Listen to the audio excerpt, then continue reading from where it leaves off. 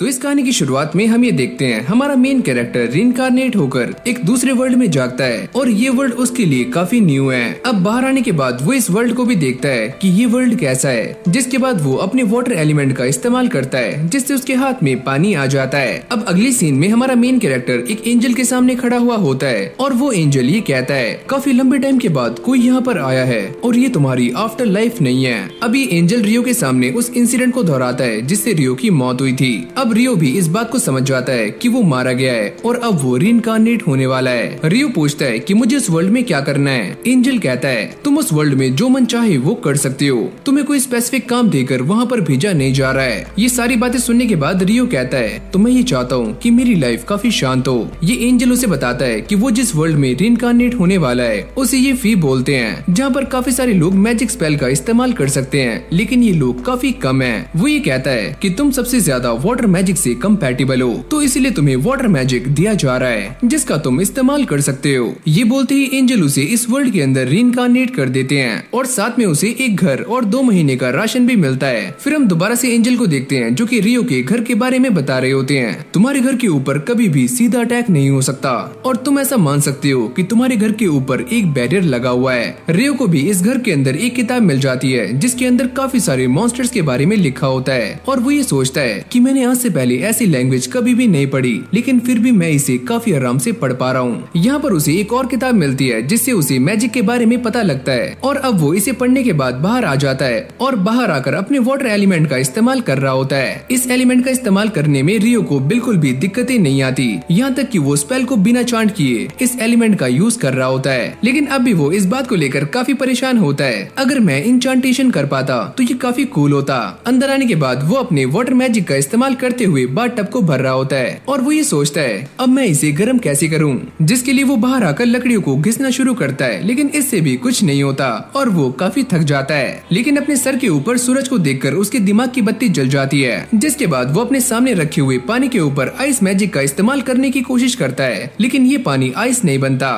ये तरीका काम नहीं कर रहा है तो चलो कुछ और ट्राई करते हैं। रियो भी इस बात को समझ जाता है कि उसे एक्चुअली में आइस कैसे बनानी है और अगली पल हम ये देखते हैं कि वो आइस को बना लेता है और काफी खुश हो जाता है। इस बर्फ को निकालने के बाद वो इसे एक मैग्नीफाइंग ग्लास की तरह इस्तेमाल कर रहा होता है जिससे वो लकड़ियों में आग लगा देता है और इसे देखकर मुझे भी अपने बचपन के दिन याद आ गए। सारा पानी गर्म हो जाने के बाद वो आराम से बैठकर बात ले रहा होता है और ये कहता है मेरा आज का दिन तो काफी प्रोडक्टिव रहा। नहाते नहाते रियो इस बात को भी सोच रहा होता है क्या मैं अपने हाथ से गर्म पानी भी निकाल सकता हूँ, पर इन सारी बातों को अभी के लिए साइड रखते हुए वो घोड़े बेचकर सो जाता है। अगली सुबह उठने के बाद वो ठूस ठूस कर खाना खा रहा होता है लेकिन तभी अचानक वो ये सोचता है कि एंजल ने मुझसे कहा था कि मेरे पास बस 2 महीने का ही राशन है, उसके बाद मुझे खुद ही हंटिंग पर जाना होगा। रियो इस बात को लेकर भी काफी परेशान होता है कि उसे हंटिंग करने के लिए इस बैरियर से बाहर जाना होगा और बाहर जाते ही मॉन्स्टर्स उसके ऊपर अटैक कर सकते हैं और इसके पास बस एक नाइफ है। इन सारी बातों से एक चीज तो क्लियर हो जाती है कि रियो को अब अटैक मैजिक भी सीखना होगा वरना उसकी लाइफ की लंका लग जाएगी। अब वो बाहर आने के बाद अपने वाटर एलिमेंट का इस्तेमाल करने के बाद वाटर बॉल्स बनाता है और उन्हें सामने की तरफ थ्रो भी कर रहा होता है। इससे वो काफी खुश हो जाता है क्योंकि ये तरीका काम कर रहा है लेकिन मेरे इस अटैक में ज्यादा पावर नहीं है तो चलो कुछ और ट्राई करते हैं। जिसके बाद वो वाटर जेट को भी ट्राई करता है पर इसकी धार भी ज्यादा दूर तक नहीं जाती। ये देखकर वो थोड़ा सा डिसअपॉइंट हो जाता है और तभी वो दोबारा से एंजल के सामने आ जाता है जहाँ पर रियो ने एंजल से ये पूछा था कि मैं इस वर्ल्ड में मैजिक का इस्तेमाल कैसे करूंगा, क्या तुम मुझे ये बता सकते हो। मैजिक को इस्तेमाल करने का एक सिंपल सा रूल है कि तुम्हें इमेजिनेशन करनी होगी, जितनी स्ट्रॉन्ग तुम्हारी इमेजिनेशन होगी उतना ही स्ट्रॉन्ग तुम्हारा मैजिक होगा।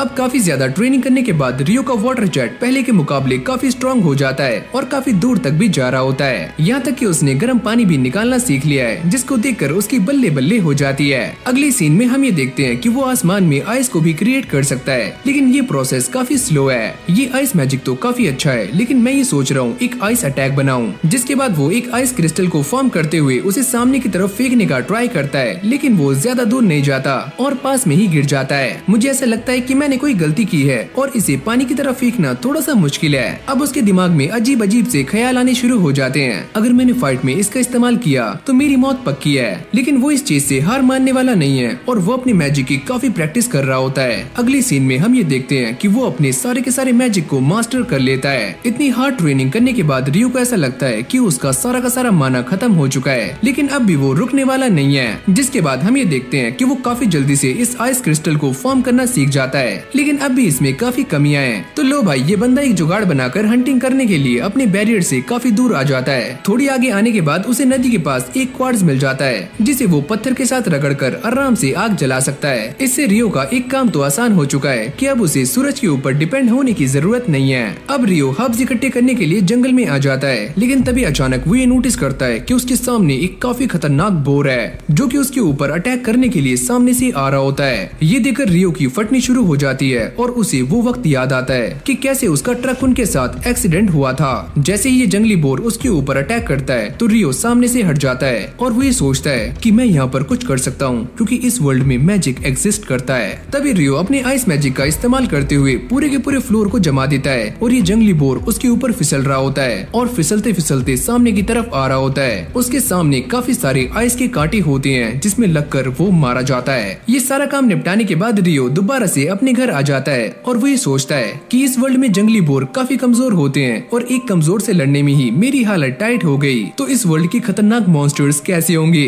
अब वो फिर से उसी मैजिकल बुक को पढ़ना शुरू करता है जहाँ पर उसे ड्रैगन्स के बारे में पता लगता है और वो ये पढ़ता है कि ये ड्रैगन्स काफी खतरनाक होते हैं और एक ड्रैगन पूरी की पूरी सिटी को भी खत्म कर सकता है। तो इसीलिए जब भी वो तुम्हारे सामने आए तो दुम दबाकर भाग जाओ। लेकिन जैसे वो पेज को टर्न करता है तो यहाँ पर एक और एंजल के बारे में लिखा हुआ होता है जिसका नाम है आकुमा और ये एक फॉलिंग एंजल है और ये सच में काफी डेंजरस है। इस एंजल के ओरिजिन के बारे में इस किताब में ज्यादा कुछ लिखा नहीं होता, लेकिन एक चीज काफी साफ लिखी होती है कि जिस भी दिन ये तुम्हारे सामने आया वो दिन तुम्हारी लाइफ का आखिरी दिन होगा। अब यहीं से हमारा सीन शिफ्ट हो जाता है जहाँ पर रियो टार्जन बनकर जंगल में आ गया था, लेकिन तभी अचानक एक काफी बड़ा हॉक उसके ऊपर अटैक कर देता है और वो शील्ड बनाकर इधर उधर भाग रहा होता है। ये हॉक रियो को मारने के लिए एयर स्लैश का इस्तेमाल कर रहा होता है, लेकिन उसके पास एक और काफी खतरनाक अटैक है जो कि वो अपनी चोंच से करता है। अब रियो भी ये समझ जाता है कि उसके पास भागने का कोई भी चांस नहीं है, तो वो भी इससे लड़ने के लिए एकदम तैयार हो जाता है और इसके ऊपर काफी सारी आइस से अटैक करता है, पर ये उनसे बचता हुआ रियो की काफी नजदीक आ जाता है। तो रियो भी अपने ऊपर एक आइस की शील्ड बना लेता है और जैसे ये हॉक उससे टकराता है तो उसके तोते उड़ जाते हैं, लेकिन अब भी ये हॉक हार नहीं मानता और लड़ने की हालत में होता है। रियो भी इस बात को नोटिस कर लेता है कि उसके इस अटैक से इस हॉक को काफी चोटें आई हैं और वो डर के मारे यहाँ से चला जाता है और रियो चैन की सांस लेता है। अरे यार बाल बाल बचा, वरना आज तो मारा जाता।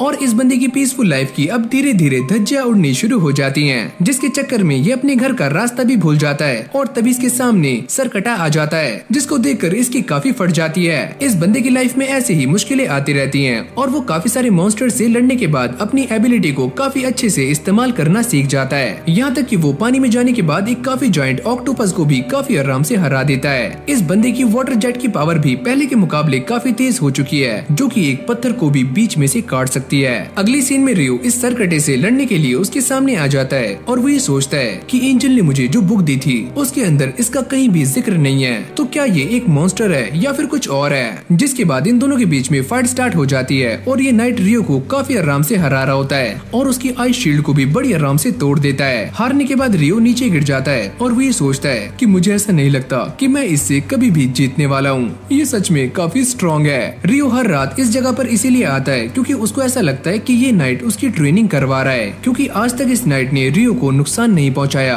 और न ही उसे जान से मारा है। अब ये सरकटा अपनी स्वॉर्ड को रियो को सौंप देता है और रियो भी ये समझ जाता है कि शायद से ये नाइट ये चाहता है कि मैं इस स्वॉर्ड को मास्टर करूं। जिसके बाद ये सरकटा यहाँ से चला जाता है। फिर हम दोबारा से उसी हॉक को देखते हैं जो कि पहले के मुकाबले काफी इवॉल्व हो चुका है। जब वो रियो के ऊपर अटैक करता है तो वो इसे रोकने के लिए 5 लेयर की शील्ड बना लेता है और इस अटैक को बड़ी आराम से काउंटर कर लेता है, पर ऐसा बस रियो को ही लगता है क्योंकि ये अटैक इतना भी कमजोर नहीं था। इससे रियो की सारी शील्ड्स टूट जाती हैं। अब वो इसके अटैक को रोकने के लिए 10 लेयर की शील्ड का इस्तेमाल करता है, लेकिन वो भी चकनाचूर हो जाती हैं। रियो इसको डिफीट करने की काफी ट्राई कर रहा होता है, लेकिन ये हॉक उसके सारे के सारे अटैक से बड़ी आराम से बच जाता है और अब ये एक काफी जोर से आवाज निकालता है जिससे रियो की पैंट गीली हो जाती है। अब ये हॉक रियो के ऊपर लाइटनिंग का भी अटैक करता है, पर रियो इससे बच जाता है। लेकिन ये फाइट देखते ही देखते काफी इंटेंस हो रही होती है और ये हॉक रियो के ऊपर काफी भारी पड़ रहा होता है। अब ये जैसे ही रियो को मारने के लिए उसके सामने से आता है तो रियो अपनी स्वॉर्ड का इस्तेमाल करके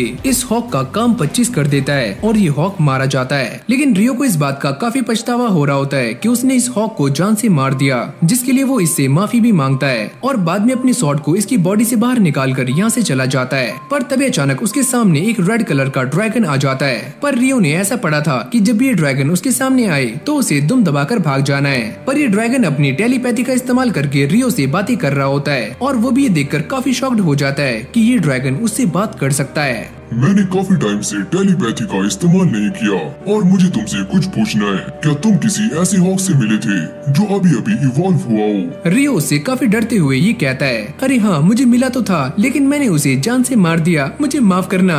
क्या तुमने उसे जान से मार दिया? तुम तो एक काफी कमाल की लड़की हो और तुम्हारे पास ये अजीब सा वेपन कैसा है? जब रियो उसे अपनी ये स्वॉर्ड दिखाता है तो ये ड्रैगन कहता है कि ये तो फेरी किंग की स्वॉर्ड है। अगर ये स्वॉर्ड उसने तुम्हें दी है तो इसका मतलब साफ है कि वो तुम्हारे ऊपर काफी ट्रस्ट करता है। फिर ये दोनों गप्पे मारने में लग जाते हैं और देखते ही देखते शाम भी हो जाती है और इन दोनों को टाइम का पता ही नहीं लगता।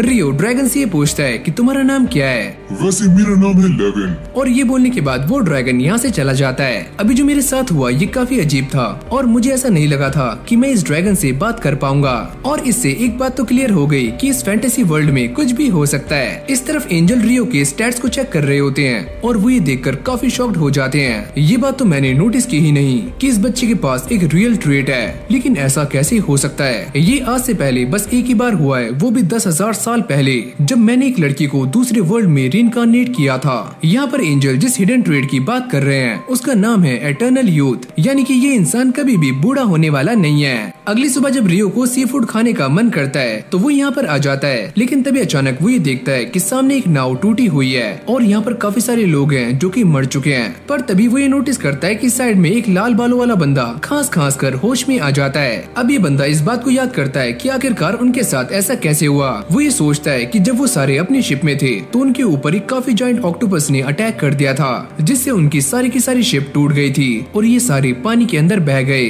जैसे ही इस बंदे की आँख खुलती है तो वो ये देखता है कि वो अब भी जिंदा है और वो बाहर आकर ये देखता है कि वो यहाँ पर कैसे आया। तभी उसके सामने रियो आ जाता है। चलो तुम उड़ गए, ये तो काफी अच्छी बात है। ये बंदा उसे देखकर काफी शॉक्ड हो जाता है कि ये बच्चा यहाँ पर अचानक से कैसे आया, जबकि मैंने इसे सेंस भी नहीं किया।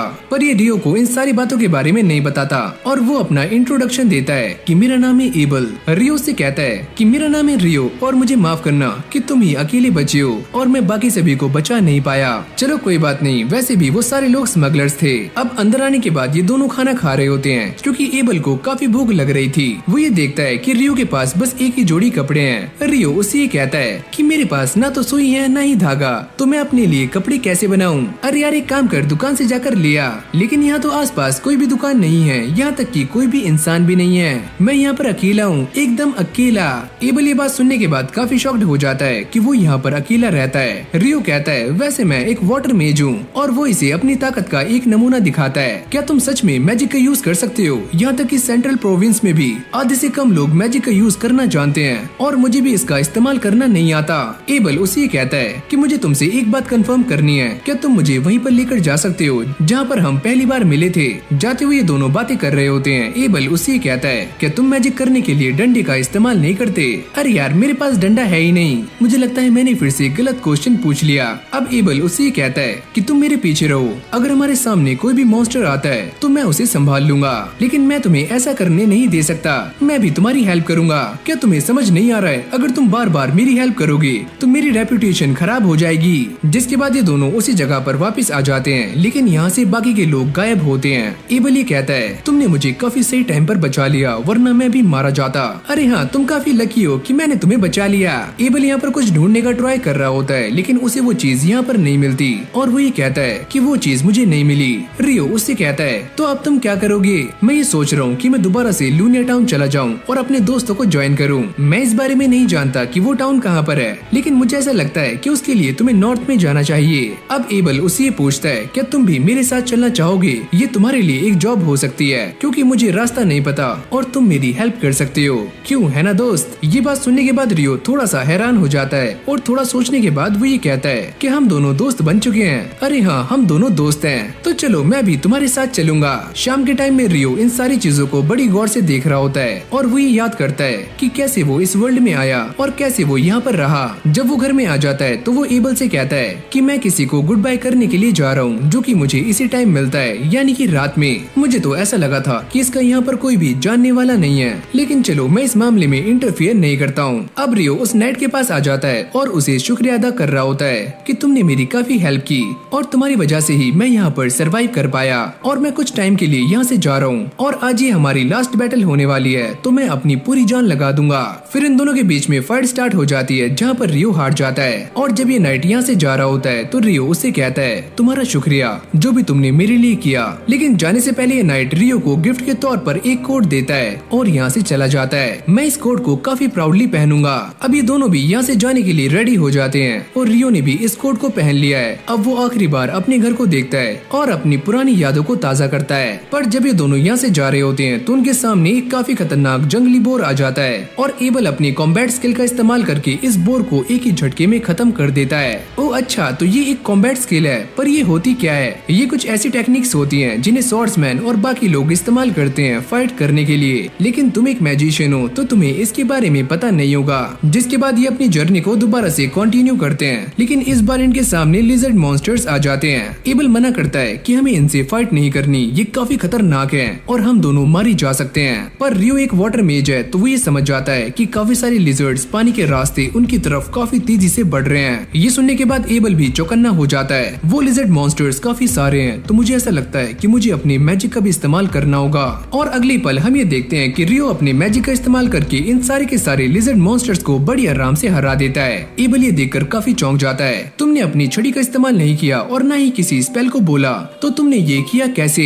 मेरे ख्याल से वाटर मैजिक थोड़ा अलग होता होगा और इसीलिए मुझे ये सारा कुछ करने की जरूरत नहीं है। शायद तुम सही कह रहे हो। पर आगे जाने से पहले रियो एबल को पानी ऑफर करता है ताकि ये दोनों हाइड्रेटेड रह सकें। अब ये दोनों जाते हुए बातें कर रहे होते हैं और एबल उसे एक कॉइन दिखाता है। वो इस कॉइन को देखकर काफी शॉक्ड हो जाता है। मैंने आज से पहले कोई भी करेंसी नहीं देखी। जाते हुए एबल उसे अलग अलग एम्पायर्स के नाम बता रहा होता है और वो ये कहता है कि एक डेबुआ एम्पायर भी है। ये कैसा नाम है, डेबुआ? अब खुले मैदान में आने के बाद इन दोनों के ऊपर पत्थरों से अटैक होता है, पर ये दोनों ही काफी तेज होते हैं और इन अटैक्स को रोक लेते हैं। पर तभी इनके आसपास काफी सारे पत्थर आने शुरू हो जाते हैं। एबल ही कहता है मुझे ऐसा लगता है कि हम गलती से रॉक गोलम के नेस्ट में आ चुके हैं। रियो कहता है क्या इस सामने ये भी एक रॉक गोलम है? एबल इन सभी को रोकने के लिए अपनी कॉम्बैट स्किल का इस्तेमाल करता है और एक गोलम के अंदर छेद कर देता है, लेकिन वो काफी जल्दी रीजनरेट कर रहा होता है। रियो उससे ये कहता है मेरे पास एक अटैक है, क्या मैं उसे यूज कर सकता हूँ? अगले पल वो अपने मैजिक का इस्तेमाल करके 10 लेयर की आइस बॉल इस गोलम के ऊपर गिरा देता है, जिससे वो इसके नीचे दब जाता है। एबल भी ये देखकर काफी चौंक जाता है कि तुमने ये कैसे किया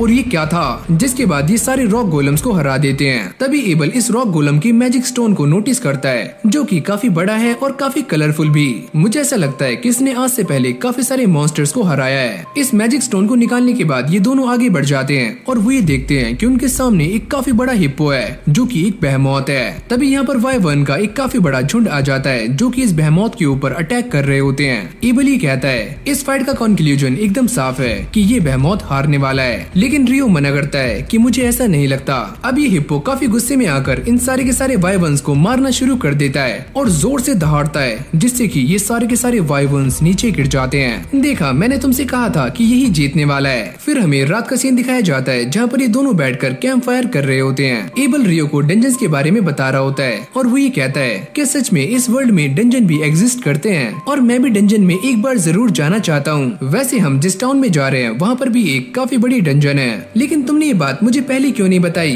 तुमने मुझसे काफी कुछ छुपाया है। अरे नहीं, ऐसा कुछ भी नहीं है, लेकिन तुम एल्फ और डॉर्स के बारे में तो जानते ही होंगे, लेकिन भाई रियो इनके बारे में भी कुछ नहीं जानता। एबल उसे सारा कुछ समझाता है कि डॉर्स कैसे होते हैं और एल्फ्स क्या हैं, जिसके बाद ये दोनों दोबारा से अपनी जर्नी को कंटिन्यू करते हैं। जाते हुए रियो ये कहता है कि इन माउंटेन्स को पार करने के बाद हम ह्यूमन टेरिटरी में पहुंच जाएंगे, लेकिन तुम ये सारा कुछ कैसे जानते हो? रियो उन सारी बातों को याद करता है जो कि ड्रैगन ने उससे की थी और ड्रैगन ने ही उसे ये सारा कुछ बताया था, पर रियो इसके बारे में एबल से कुछ भी नहीं कहता। और जब ये दोनों आगे जा रहे होते हैं तभी उनके सामने एक काफी खतरनाक मॉन्स्टर आ जाता है, जिसको देखकर इन दोनों की ही चड्डी टाइट हो जाती है। एबल को समझ नहीं आता कि अब वो क्या करे, क्योंकि ये एक काफी खतरनाक ग्रिफिन है। अब ये दोनों एक साथ आसमान में मीट के टुकड़ों को उछालते हैं और ये ग्रिफिन उन्हें लेकर यहाँ से चला जाता है और इन दोनों की जान बच जाती है। आगे जाते हुए ये दोनों उसी ग्रिफिन के बारे में बात कर रहे होते हैं। एबल ही कहता है कि उसने तो मुझे सच में डरा दिया था, मुझे भी ऐसा ही लगता है, अगर हम उससे फाइट करते तो हम दोनों जिंदा नहीं बचते।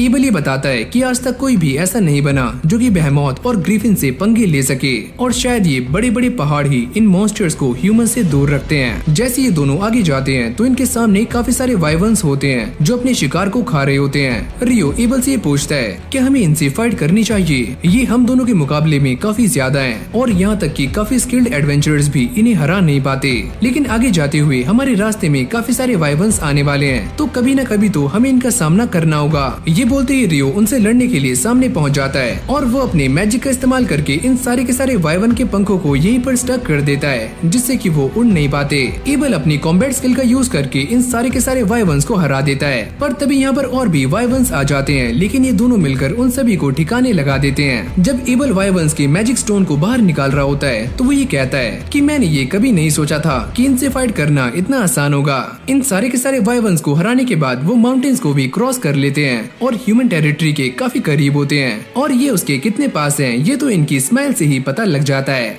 अब थोड़ी दूर आगे चलने के बाद इन दोनों को एक सड़क दिखती है और एबल ये समझ जाता है कि ये दोनों कहाँ पर हैं और वो ये कहता है कि थोड़ी आगे चलने के बाद हम फाइनली टाउन तक पहुँच जाएंगे। जिसके बाद ये दोनों टाउन के एक रेस्टोरेंट में आ जाते हैं। एबल उससे कहता है क्यों ना तुम भी एक एडवेंचरर बन जाओ जिससे तुम्हें टाउन में जाने के पैसे नहीं देने होंगे, क्योंकि इस टाउन में आने के लिए एबल ने रियो के पैसे दिए होते हैं। और वो ये कहता है और मॉन्स्टर से जो हमें मैजिक स्टोन्स मिलते हैं उन्हें एडवेंचरर सीधा गिल्ड में बेच सकते हैं और काफी मोटा पैसा कमा सकते हैं। साथ ही में वो ये भी क्लियर करता है कि जो एडवेंचरर गिल्ड में रजिस्टर नहीं होता वो मैजिक स्टोन को बेच नहीं सकता। तभी इन दोनों के सामने गर्मा गर्म खाना आ जाता है और रियो भी इस खाने को फटाक से चट कर जाता है। अब कुछ टाइम यहाँ पर बिताने के बाद ये दोनों लूनिया टाउन के लिए निकल जाते हैं और थोड़ा सफर तय करने के बाद ये फाइनली उस टाउन में पहुँच जाते हैं। ये गार्ड एबल को देखकर काफी खुश होता है। हमें ऐसा लगा था कि आप खो गए हो। अरे नहीं, रियो ने मेरी जान बचाई और इसीलिए मैं यहाँ तक पहुँच पाया। और ये है रियो। गार्ड रियो से कहता है तुम्हारा शुक्रिया और वो इसके हाथ को पकड़ने के बाद छोड़ता ही नहीं है। अब रियो की एंट्री फीस देने के बाद ये दोनों अंदर आ जाते हैं और अब वो रियो को एडवेंचरर्स के रैंक के बारे में बताना शुरू करता है कि एक एडवेंचरर की जर्नी F रैंक से शुरू होती है और अगर वो B रैंक या उससे ऊपर हो जाता है तो उसे क्वेस्ट भी काफी खतरनाक मिलते हैं। यहाँ तक कि वो ये भी कहता है कि जो एडवेंचरर जितने ज्यादा हाई रैंक पे होता है वो उतने ही पैसे कमाता है, लेकिन तुम्हें पैसों की चिंता करने की कोई भी जरूरत नहीं है क्योंकि तुम्हारे पास मैजिक स्टोन्स हैं। अब ऐसी दोनों बातें करते करते गिल्ड तक आ जाते हैं और जैसे दोनों गिल्ड में एंटर करते हैं तो सारे के सारे लोग एबल को देखकर काफी खुश हो जाते हैं, जैसे कि वो एबल का ही इंतजार कर रहे हों। ये देखकर रियो सोचता है कि ये बंदा यहाँ पर काफी ज्यादा फेमस है तो मेरे ख्याल से मुझे बाहर इंतजार करना चाहिए। जब रियो बाहर आ जाता है तो उसकी मुलाकात एक लड़की से होती है और ये दोनों ही एक दूसरे को काफी गौर से घूर रहे होते हैं और घूरते घूरते रुक जाते हैं। वो ये कहती है तुम्हारा आउटफिट काफी अच्छा है और मेरे ख्याल से ये फेरी किंग का है, लगता है उन्हें तुम्हारे ऊपर काफी ट्रस्ट है, लेकिन अभी मुझे कुछ काम है तो मैं जा रही हूँ और हम बाद में जरूर मिलेंगे। लेकिन इस बंदे की आंखें फटी की फटी रह जाती हैं कि अभी उसके साथ क्या हुआ। अरे रियो अंदर आ जाओ। एबल उसे लेकर अंदर आ जाता है और सभी के सामने उसे इंट्रोड्यूस कर रहा होता है। इसका नाम है रियो और ये भी एक एडवेंचरर बनना चाहता है, तो तुम सारे इसका अच्छे से ख्याल रखना। अभी सारे उसे घेर कर खड़े हो जाते हैं और रियो को थैंक्स कर रहे होते हैं और रियो भी ये सारा कुछ देखकर काफी खुश हो जाता है। अब वो इसे लेकर नीना के पास आ जाता है जो कि यहाँ के रिसेप्शनिस्ट है और वो ये कहता है कि मैं इसे एंडोर्स कर रहा हूँ और इसे D रैंक मिलना चाहिए। ये सुनने के बाद नीना थोड़ी शॉक्ड हो जाती है और वो ये कहती है लेकिन तुम्हें ये प्रूफ करने के लिए फिजिकल स्ट्रेंथ का टेस्ट देना होगा। मैं इस बारे में गिल्ड मास्टर से बात करना चाहता हूँ। और नीना उन्हें बुलाने के लिए यहाँ से चली जाती है। जब ये दोनों मीटिंग रूम में वेट कर रहे होते हैं तो गिल्ड मास्टर ह्यूग यहाँ पर आ जाते हैं। वो एबल को देखकर काफी खुश होते हैं। एबल उनसे कहता है इस बच्चे का नाम है रियो और इसी ने मेरी जान बचाई है। मेरा नाम है ह्यूग मैगलास और मैं यहाँ का गिल्ड मास्टर हूँ और एबल की जान बचाने के लिए तुम्हारा शुक्रिया। एबल ये कहता है कि मैं इस बच्चे को एंडोर्स कर रहा हूँ और मैं ये चाहता हूँ कि इसका रैंक बढ़ जाए। ऐसा हो तो सकता है अगर ये बच्चा अपनी फिजिकल स्ट्रेंथ प्रूफ कर दे। हाँ, मैं इस बात को पहले से ही जानता हूँ और इसीलिए मैं इसे लेकर आपके पास आया हूँ। ये बच्चा मुझसे भी काफी स्ट्रॉन्ग है। ह्यूग ये सुनने के बाद थोड़ा अजीब सा मुंह बनाता है क्योंकि उसे एबल की बातों पर यकीन नहीं होता। अगली सीन में जब ये सारे ह्यूग को मैजिक स्टोन्स दिखाते हैं तो वो ये देखकर काफी शॉक्ड हो जाता है कि ये तो वाइवर्न की मैजिक स्टोन है और तुम्हारे पास इतने सारे क्या कर रहे हैं, क्योंकि इतने सारे वाइवर्न्स को हराने के लिए एक आर्मी की जरूरत पड़ती है। एबल ये कहता है उन्हें मारते वक्त हमने एक माउंटेन को भी क्रॉस किया था। ह्यूग ये सुनने के बाद काफी शॉक्ड हो जाता है और वो ये कहता है कि आज तक किसी ने भी उन माउंटेन्स लाइंस को क्रॉस नहीं किया। ये सारी बातें सुनने के बाद ह्यूग का दिमाग थोड़ा सा सनक जाता है और उसे इन सारी बातों पर यकीन नहीं आता। एबल ये पूछता है, क्या ये मैजिक स्टोन्स काफी हैं रियो की रैंक अप के लिए? अरे हाँ, ये काफी हैं। अब बाकी का रजिस्ट्रेशन पूरा करने के लिए रियो ह्यूग के साथ उसके ऑफिस में आ जाता है। मैं इस बात को काफी अच्छे से जानता हूँ कि एबल एक काफी अच्छा एडवेंचरर है, लेकिन मैं ये भी जानता हूँ कि वो अकेले एक वाइवन को हरा नहीं सकता। जब इन दोनों की बातें खत्म हो जाती है तभी यहाँ पर नीना आ जाती है, जो कि रियो का एक काफी लंबा चौड़ा इंटरव्यू लेती है। अब जैसी वो सामने हाथ रखता है तो उसे उसका गिल्ड कार्ड मिल जाता है, यानी कि अब वो भी ऑफिशियली एक एडवेंचरर बन चुका है। इस तरफ एबल उसे लेकर अपने साथ जा रहा होता है ताकि रियो को कुछ पैसे मिल पाए, क्योंकि उसने एबल के गाइड का काम किया है। ये दोनों ऐसे ही गप्पे लड़ाते हुए जा रहे होते हैं। एबल उससे कहता है, ये बात मैंने पहले ही सोच ली थी कि मैं तुम्हें एक स्टाफ दिलाऊंगा, लेकिन मैं स्टाफ का क्या करूंगा? अरे बेटा, हैरी पॉटर बनकर मैजिक करना। वैसे मुझे स्टाफ की नीड नहीं है, मैं ऐसे ही मैजिक कर सकता हूँ और पास की फाइट में मैं स्वॉर्ड का इस्तेमाल करता हूँ। ये बात सुनने के बाद एबल थोड़ा सा हैरान हो जाता है और वो ये कहता है, क्या तुम सच में स्वॉर्ड का इस्तेमाल करते हो? लेकिन तुम्हारे पास तो कोई भी स्वॉर्ड नहीं है। रियो उसे अपनी स्वॉर्ड दिखाता है, पर एबल को ऐसा लगता है कि ये एक छोटा सा चाकू है, यानी कि एक डैगर। अब एबल से बात करते करते रियो को इस वर्ल्ड के बारे में काफी कुछ पता लग जाता है कि यहाँ पर भी लोगों ने दिन को घंटों के हिसाब से डिवाइड किया हुआ है, यानी कि एक वीक में यहाँ पर 7 दिन है और महीने में 30 दिन, और यहाँ तक कि ये कपड़ों को भी सेंटीमीटर में मेजर करते हैं। वो ये सोचता है यहाँ पर ऐसा खाना भी मिल जाता है जैसे कि मेरे वर्ल्ड में मिला करता था। अब इन सारी बातों पर गौर देने के बाद रियो को ऐसा लगता है कि शायद से मेरे वर्ल्ड से यहाँ पर पहले भी कोई आ चुका है, जिस वजह से इस वर्ल्ड और मेरे वर्ल्ड में काफी सारी सिमिलैरिटीज हैं। इस तरफ ये सारे के सारे लोग एबल के वापस आने की खुशी में पार्टी कर रहे होते हैं। नीना उसे लेकर उसके रूम में आ जाती है, जहाँ पर रियो को उसके न्यू 2 रूममेट्स भी मिलते हैं। अब ये सारे एक दूसरे को इंट्रोड्यूस कर रहे होते हैं। तभी नीना यहाँ पर एक और एडवेंचरर को लेकर आ जाती है, जो कि अब से इनका रूममेट है, यानी कि अब ये 4 हो चुके हैं। अब यहीं से हमारा सीन शिफ्ट हो जाता है, जहाँ पर हम ये देखते हैं कि क्रिम्सन पार्टी के सारे लोग रियो को लेकर ही बातें कर रहे होते हैं, क्योंकि एबल ने उन्हें रियो के बारे में सारा कुछ बता दिया है और उन्हें इन बातों पर यकीन नहीं होता कि वाटर एलिमेंट इतना स्ट्रॉन्ग कैसे हो सकता है। अगर एबल की बातें सही हैं, तो यहाँ पर सिर्फ एक ही इंसान है जो कि रियो के लेवल का मैजिक कर सकता है, और उसका नाम है इन्फर्नो मैजिशियन। अब एबल ये बताता है, इन्फर्नो मैजिशियन के बारे में ये कहा जाता है कि वो अपने मैजिक से एक पूरी की पूरी आर्मी को तबाह कर सकता है, यहाँ तक कि वाइवंस को भी एक ही झटके में खत्म कर सकता है और पूरे टाउन का नक्शा मैप में से गायब कर सकता है। तो इसीलिए रियो को उस बंदे के साथ कंपेयर करना बिल्कुल भी सही नहीं है। इसी पार्टी की एक मेंबर जिसका नाम है रिया, वो ये कहती है, अगर तुमने रियो के बारे में जैसा बताया है, अगर वो सारा कुछ सच है तो सच में वो बच्चा काफी स्ट्रॉन्ग है और काफी पावरफुल भी। लिन इस बात को लेकर काफी चिंता में होती है, अगर रियो गलती से डेबुया एम्पायर के साथ मिल गया तो ये हमारे लिए काफी बड़ी चिंता की बात हो सकती है। अरे यार तुम चिल करो, उस बच्चे को डेबुया एम्पायर का नाम ही पसंद नहीं है। ये बात सुनने के बाद सारे लोग हैरान हो जाते हैं, क्योंकि इस बात में कोई भी सेंस नजर नहीं आता। अरे हाँ, मैं ये जानता हूँ कि इस बात में कोई भी सेंस नहीं है, लेकिन रियलिटी यही है। अब अगली सीन में हम ये देखते हैं कि रियो ने उस कोर्स को लिया होता है, जहाँ पर उसे डंजन के बारे में सीखने को काफी कुछ मिलने वाला है। सारी की सारी थ्योरी खत्म हो जाने के बाद अब बारी है प्रैक्टिकल की। टीचर इन सभी से ये कहते हैं, हमने डंजन के बारे में काफी कुछ पढ़ लिया है और आज शाम को तुम सारे एक एक्चुअल डंजन में जाने वाले हो। ये सुनते ही एमन की फटनी शुरू हो जाती है, जो कि रियो का एक साथी है और उसका रूममेट भी। अगर वहाँ पर जाने से पहले किसी का कोई क्वेश्चन है तो वो मुझसे पूछ सकता है। रियो पूछता है, सर क्या कोई ऐसा तरीका है जिससे कि हम वहाँ पर इंस्टेंटली जा पाएं? अरे वाह, तुम इस इंस्टेंट मैजिक के बारे में जानते हो, ये तो काफी अच्छी बात है। वो ये बताते हैं कि ऐसे डंजन साउथ में एग्जिस्ट करते हैं, लेकिन मैं उनके बारे में ज्यादा नहीं जानता।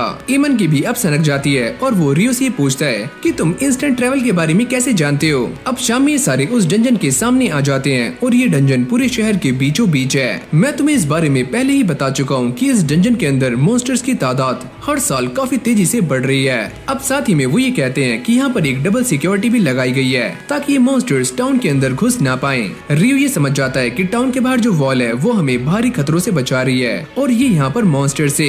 और बच्चों इस बारे में चिंता मत करो, ग्रेट टाइटल वॉर दोबारा से होने नहीं वाली और वैसे भी वो काफी सालों में होती है। अब ये सारे गिल्ड ऑफिस के सामने आ जाते हैं, जहाँ पर इन सभी का नाम और टाइमिंग नोट होती है। जब ये सारे इसके अंदर जा रहे होते हैं तो एमन की फटनी शुरू हो जाती है। रियो उससे कहता है, अरे यार थोड़ी शांत हो जाओ। अंदर आते ही टीचर उन सभी से कहते हैं कि मैंने तुम्हें पहले ही बता दिया है कि इस डंजन की पहली लेयर में तुम्हें काफी खतरनाक मॉन्स्टर्स नहीं मिलेंगे, तो तुम खुद ही जाकर एक्सप्लोर कर सकते हो। और हाँ, गेट के पास ही रहना। जब रियो और एमन आगे जा रहे होते हैं तभी अचानक रियो एक चीज को सेंस करता है और वो ये कहता है कि हमारे सामने एक मॉन्स्टर है और मैं उसे फ्रीज कर दूंगा और एमोन तुम उसे जान से मार देना। तभी ये मॉन्स्टर उनके सामने आ जाता है जिसका नाम है सोल्जर एंट, जिसके बारे में उस मैजिकल बुक के अंदर भी लिखा हुआ था। और इसे मारने का बेस्ट तरीका ये है कि उसकी गर्दन पर अटैक किया जाए। फिर रियो अपनी मैजिक का इस्तेमाल करके इस मॉन्स्टर को जमा देता है और एमोन अपनी स्वॉर्ड का इस्तेमाल करके इसका काम 25 कर देता है। अरे वाह, तुमने तो काफी अच्छा काम किया एमोन। जिसके बाद ये दोनों मिलकर उसके मैजिक स्टोन को बाहर निकाल लेते हैं। एमोन ही कहता है कि ये सारा कुछ अलाउड है। अरे हाँ, इसे बेचकर ही तो हम पैसा कमाने वाले हैं क्योंकि हम एडवेंचरर्स हैं। जिसके बाद हमारा सीन शिफ्ट हो जाता है और ये सारे वापस आ जाते हैं और वापस आने के बाद पार्टी कर रहे होते हैं। ईटो ये कहता है, अरे वाह, तुमने पहले ही मिशन में सोल्जर आंट को हरा दिया, ये तो काफी कमाल की बात है। लेकिन यहाँ पर ये दोनों एक दूसरे को ही क्रेडिट दे रहे होते हैं। निल्स ये कहता है, चलो कोई बात नहीं, आखिरकार तुमने ये कर तो दिखाया, और कल तुम क्या करोगे। जिसके बाद ये दोनों डिसाइड करते हैं कि वो दोबारा से उस डंजन में जाने वाले हैं और इस बार तो 3rd लेयर तक। पर रियो इस बात को लेकर थोड़ा सा पैनिक होता है कि वो आंट मॉन्स्टर पहली लेयर में क्या कर रहा था। लेकिन इन सभी को ही ये सारी बातें पल्ले नहीं पड़ रही होती। तभी यहाँ पर एबल आ जाता है और वो ये कहता है कि वो आंट मॉन्स्टर गड्ढा खोदकर यहाँ पर आ सकती है, बस इसीलिए। फिर एबल इन सभी के सामने अपने आप को इंट्रोड्यूस करता है और वो ये कहता है कि मेरा नाम है एबल, लेकिन ये सारे लोग उसे पहले से ही जानते हैं। तभी निल्स कहता है कि मैं भी एक स्वॉर्ड मास्टर हूँ, लेकिन मेरी स्किल्स काफी कमजोर है, क्या आप मुझसे एक बार हाथ मिला सकते हो। और एबल उससे हाथ मिला लेता है, जिससे निल्स काफी खुश हो जाता है। तुम बस अच्छे से काम करना और सबसे पहले अपनी सेफ्टी का ध्यान रखना। जिसके बाद क्रिम्सन पार्टी के और भी मेंबर्स यहाँ पर आ जाते हैं और वो एबल से कहते हैं कि तुम यहाँ पर क्या कर रहे हो, तुम्हें तो गिल्ड मास्टर के पास जाना चाहिए, मैं बस इन सभी को गाइड कर रहा था। और ये उसे जबरदस्ती उठाकर यहाँ से ले जाता है। इन सभी के जाने के बाद ये सारे उनकी तारीफें कर रहे होते हैं। ईतो कहता है कि वो लड़की काफी कमाल की है, एकदम एंजल जैसी। इस तरफ ये सारे भी जाते हुए रियो के बारे में बातें कर रहे होते हैं। एबल ही कहता है कि तुम्हें इतनी जल्दी क्या है, तुम्हें उसकी ताकत का काफी जल्दी अंदाजा हो जाएगा कि रियो क्या चीज है। अगले सीन में हम ये देखते हैं कि रियो और एमोन दोबारा से डंजन में आ जाते हैं और वो एक साथ मिलकर काफी सारे मॉन्स्टर्स को मौत की घाट उतार देते हैं। रियो उससे कहता है कि तुमने आज कमाल कर दिया। अब बाहर आने के बाद ये दोनों बातें कर रहे होते हैं। रियो उससे कहता है तुम्हारी स्वॉर्ड स्किल्स काफी कमाल की हैं और अगर तुम ऐसे ही प्रैक्टिस करते रहोगे तो तुम एक काफी अच्छे स्वॉर्ड्समैन बन जाओगे।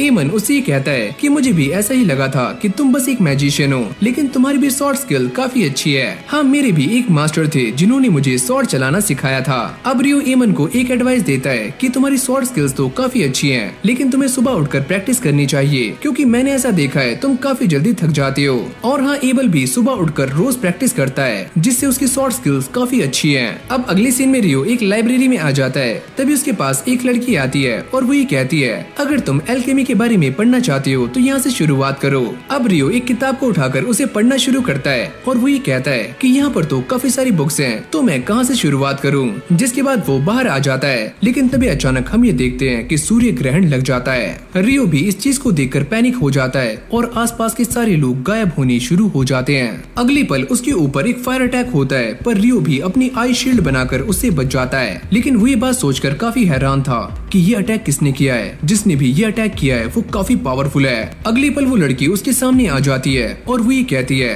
कि तुम कैसे जिंदा बच गए, चलो मैं तुम्हें भी जान से मार देती हूँ। रियो को ऐसा लगता है कहीं ये आकुमा तो नहीं है, अगर ये आकुमा हुई तो मेरी बैंड बजने वाली है। ये देखकर रियो यहाँ से भागता है, पर ये लड़की उसके ऊपर फायर मैजिक से अटैक कर देती है। रियो इसको रोकने की काफी ट्राई करता है, लेकिन ये अटैक काफी दमदार था। अब ये अटैक सीधे जाकर रियो के कोट पर लगता है और रियो को इससे कुछ भी नहीं होता। ये लड़की इस बात को देखकर काफी चौंक जाती है कि ये तो फेरी किंग का कोट है, अगर ये तुम्हारे पास है तो तुम्हें हराना इतना भी आसान नहीं होगा। लगता है मुझे अपनी स्वॉर्ड का ही इस्तेमाल करना होगा। अब ये दोनों ही अपनी स्वॉर्ड्स निकालकर एक दूसरे से फाइट करना शुरू कर देते हैं और एक दूसरे को काफी कड़ी टक्कर दे रहे होते हैं। अब ये लड़की पीछे होकर रियो के ऊपर अटैक करने का ट्राई करती है, पर रियो इससे बाल बाल बच जाता है और वो भी अपने मैजिक का इस्तेमाल करके इसके ऊपर काफी सारे आइस से अटैक करता है। पर इस लड़की की स्पीड के सामने ये अटैक भी फीका पड़ जाता है। रियो को ये बात समझ नहीं आ रही होती कि वो इन अटैक से डॉज कैसे कर रही है। वो ये सोचता है कहीं ये विंड मैजिक का इस्तेमाल तो नहीं कर रही है। तभी अचानक से वो रियो के पास आकर उस पर ताबड़तोड़ अटैक्स करना शुरू करती है, लेकिन इस बार वो उसका कुछ भी बिगाड़ नहीं पाती। रियो भी इस बात को समझ जाता है अगर मैं ऐसे ही इसके सामने डटा रहा तो ये मुझे हरा नहीं सकती। अब ये लड़की गुस्से में आकर रियो के ऊपर फायर अटैक करने वाली होती है, पर रियो भी अपने मैजिक का इस्तेमाल करके उसके इस अटैक को रोक लेता है, जिसको देखकर इसकी सुलगनी शुरू हो जाती है।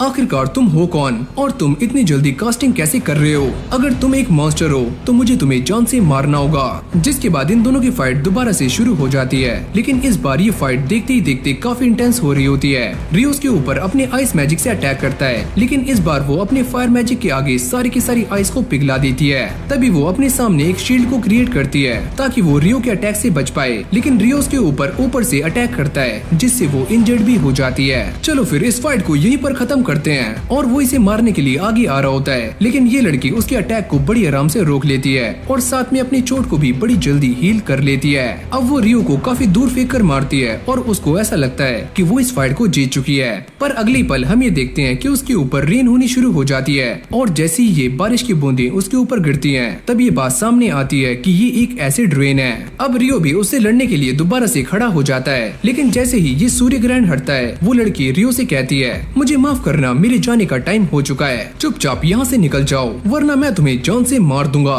लेकिन वो जाने से पहले अपने आप को इंट्रोड्यूस करती है और वो ये कहती है कि मेरा नाम है यूरेका और तुम आज मुझसे बच गए। मैं इस बात को जानता हूँ कि तुम एक आकुमा हो। ये सुनते ही यूरेका काफी शॉक्ड हो जाती है। तुम सच में हमारे बारे में जानते हो, यानी कि आकुमा के बारे में? ये तो काफी इंटरेस्टिंग है। चलो फिर तुमसे किसी और दिन मिलते हैं, लेकिन मैं तुमसे मिलना नहीं चाहता। वो ये कहती है, तुम्हें मुझसे मिलना ही होगा, लेकिन ऐसा भी हो सकता है कि मेरे जैसे यहाँ पर और आए, पर तुम उनसे बचकर रहना क्योंकि तुम्हें बस मैं ही मारने वाली हूँ। ये बोलने के बाद वो यहाँ से गायब हो जाती है। अब रियो इस बात को सोचता है, अगर मेरे पास ये कोट नहीं होता तो ऐसा भी हो सकता था कि वो अटैक मेरी बॉडी के आर पार हो जाता।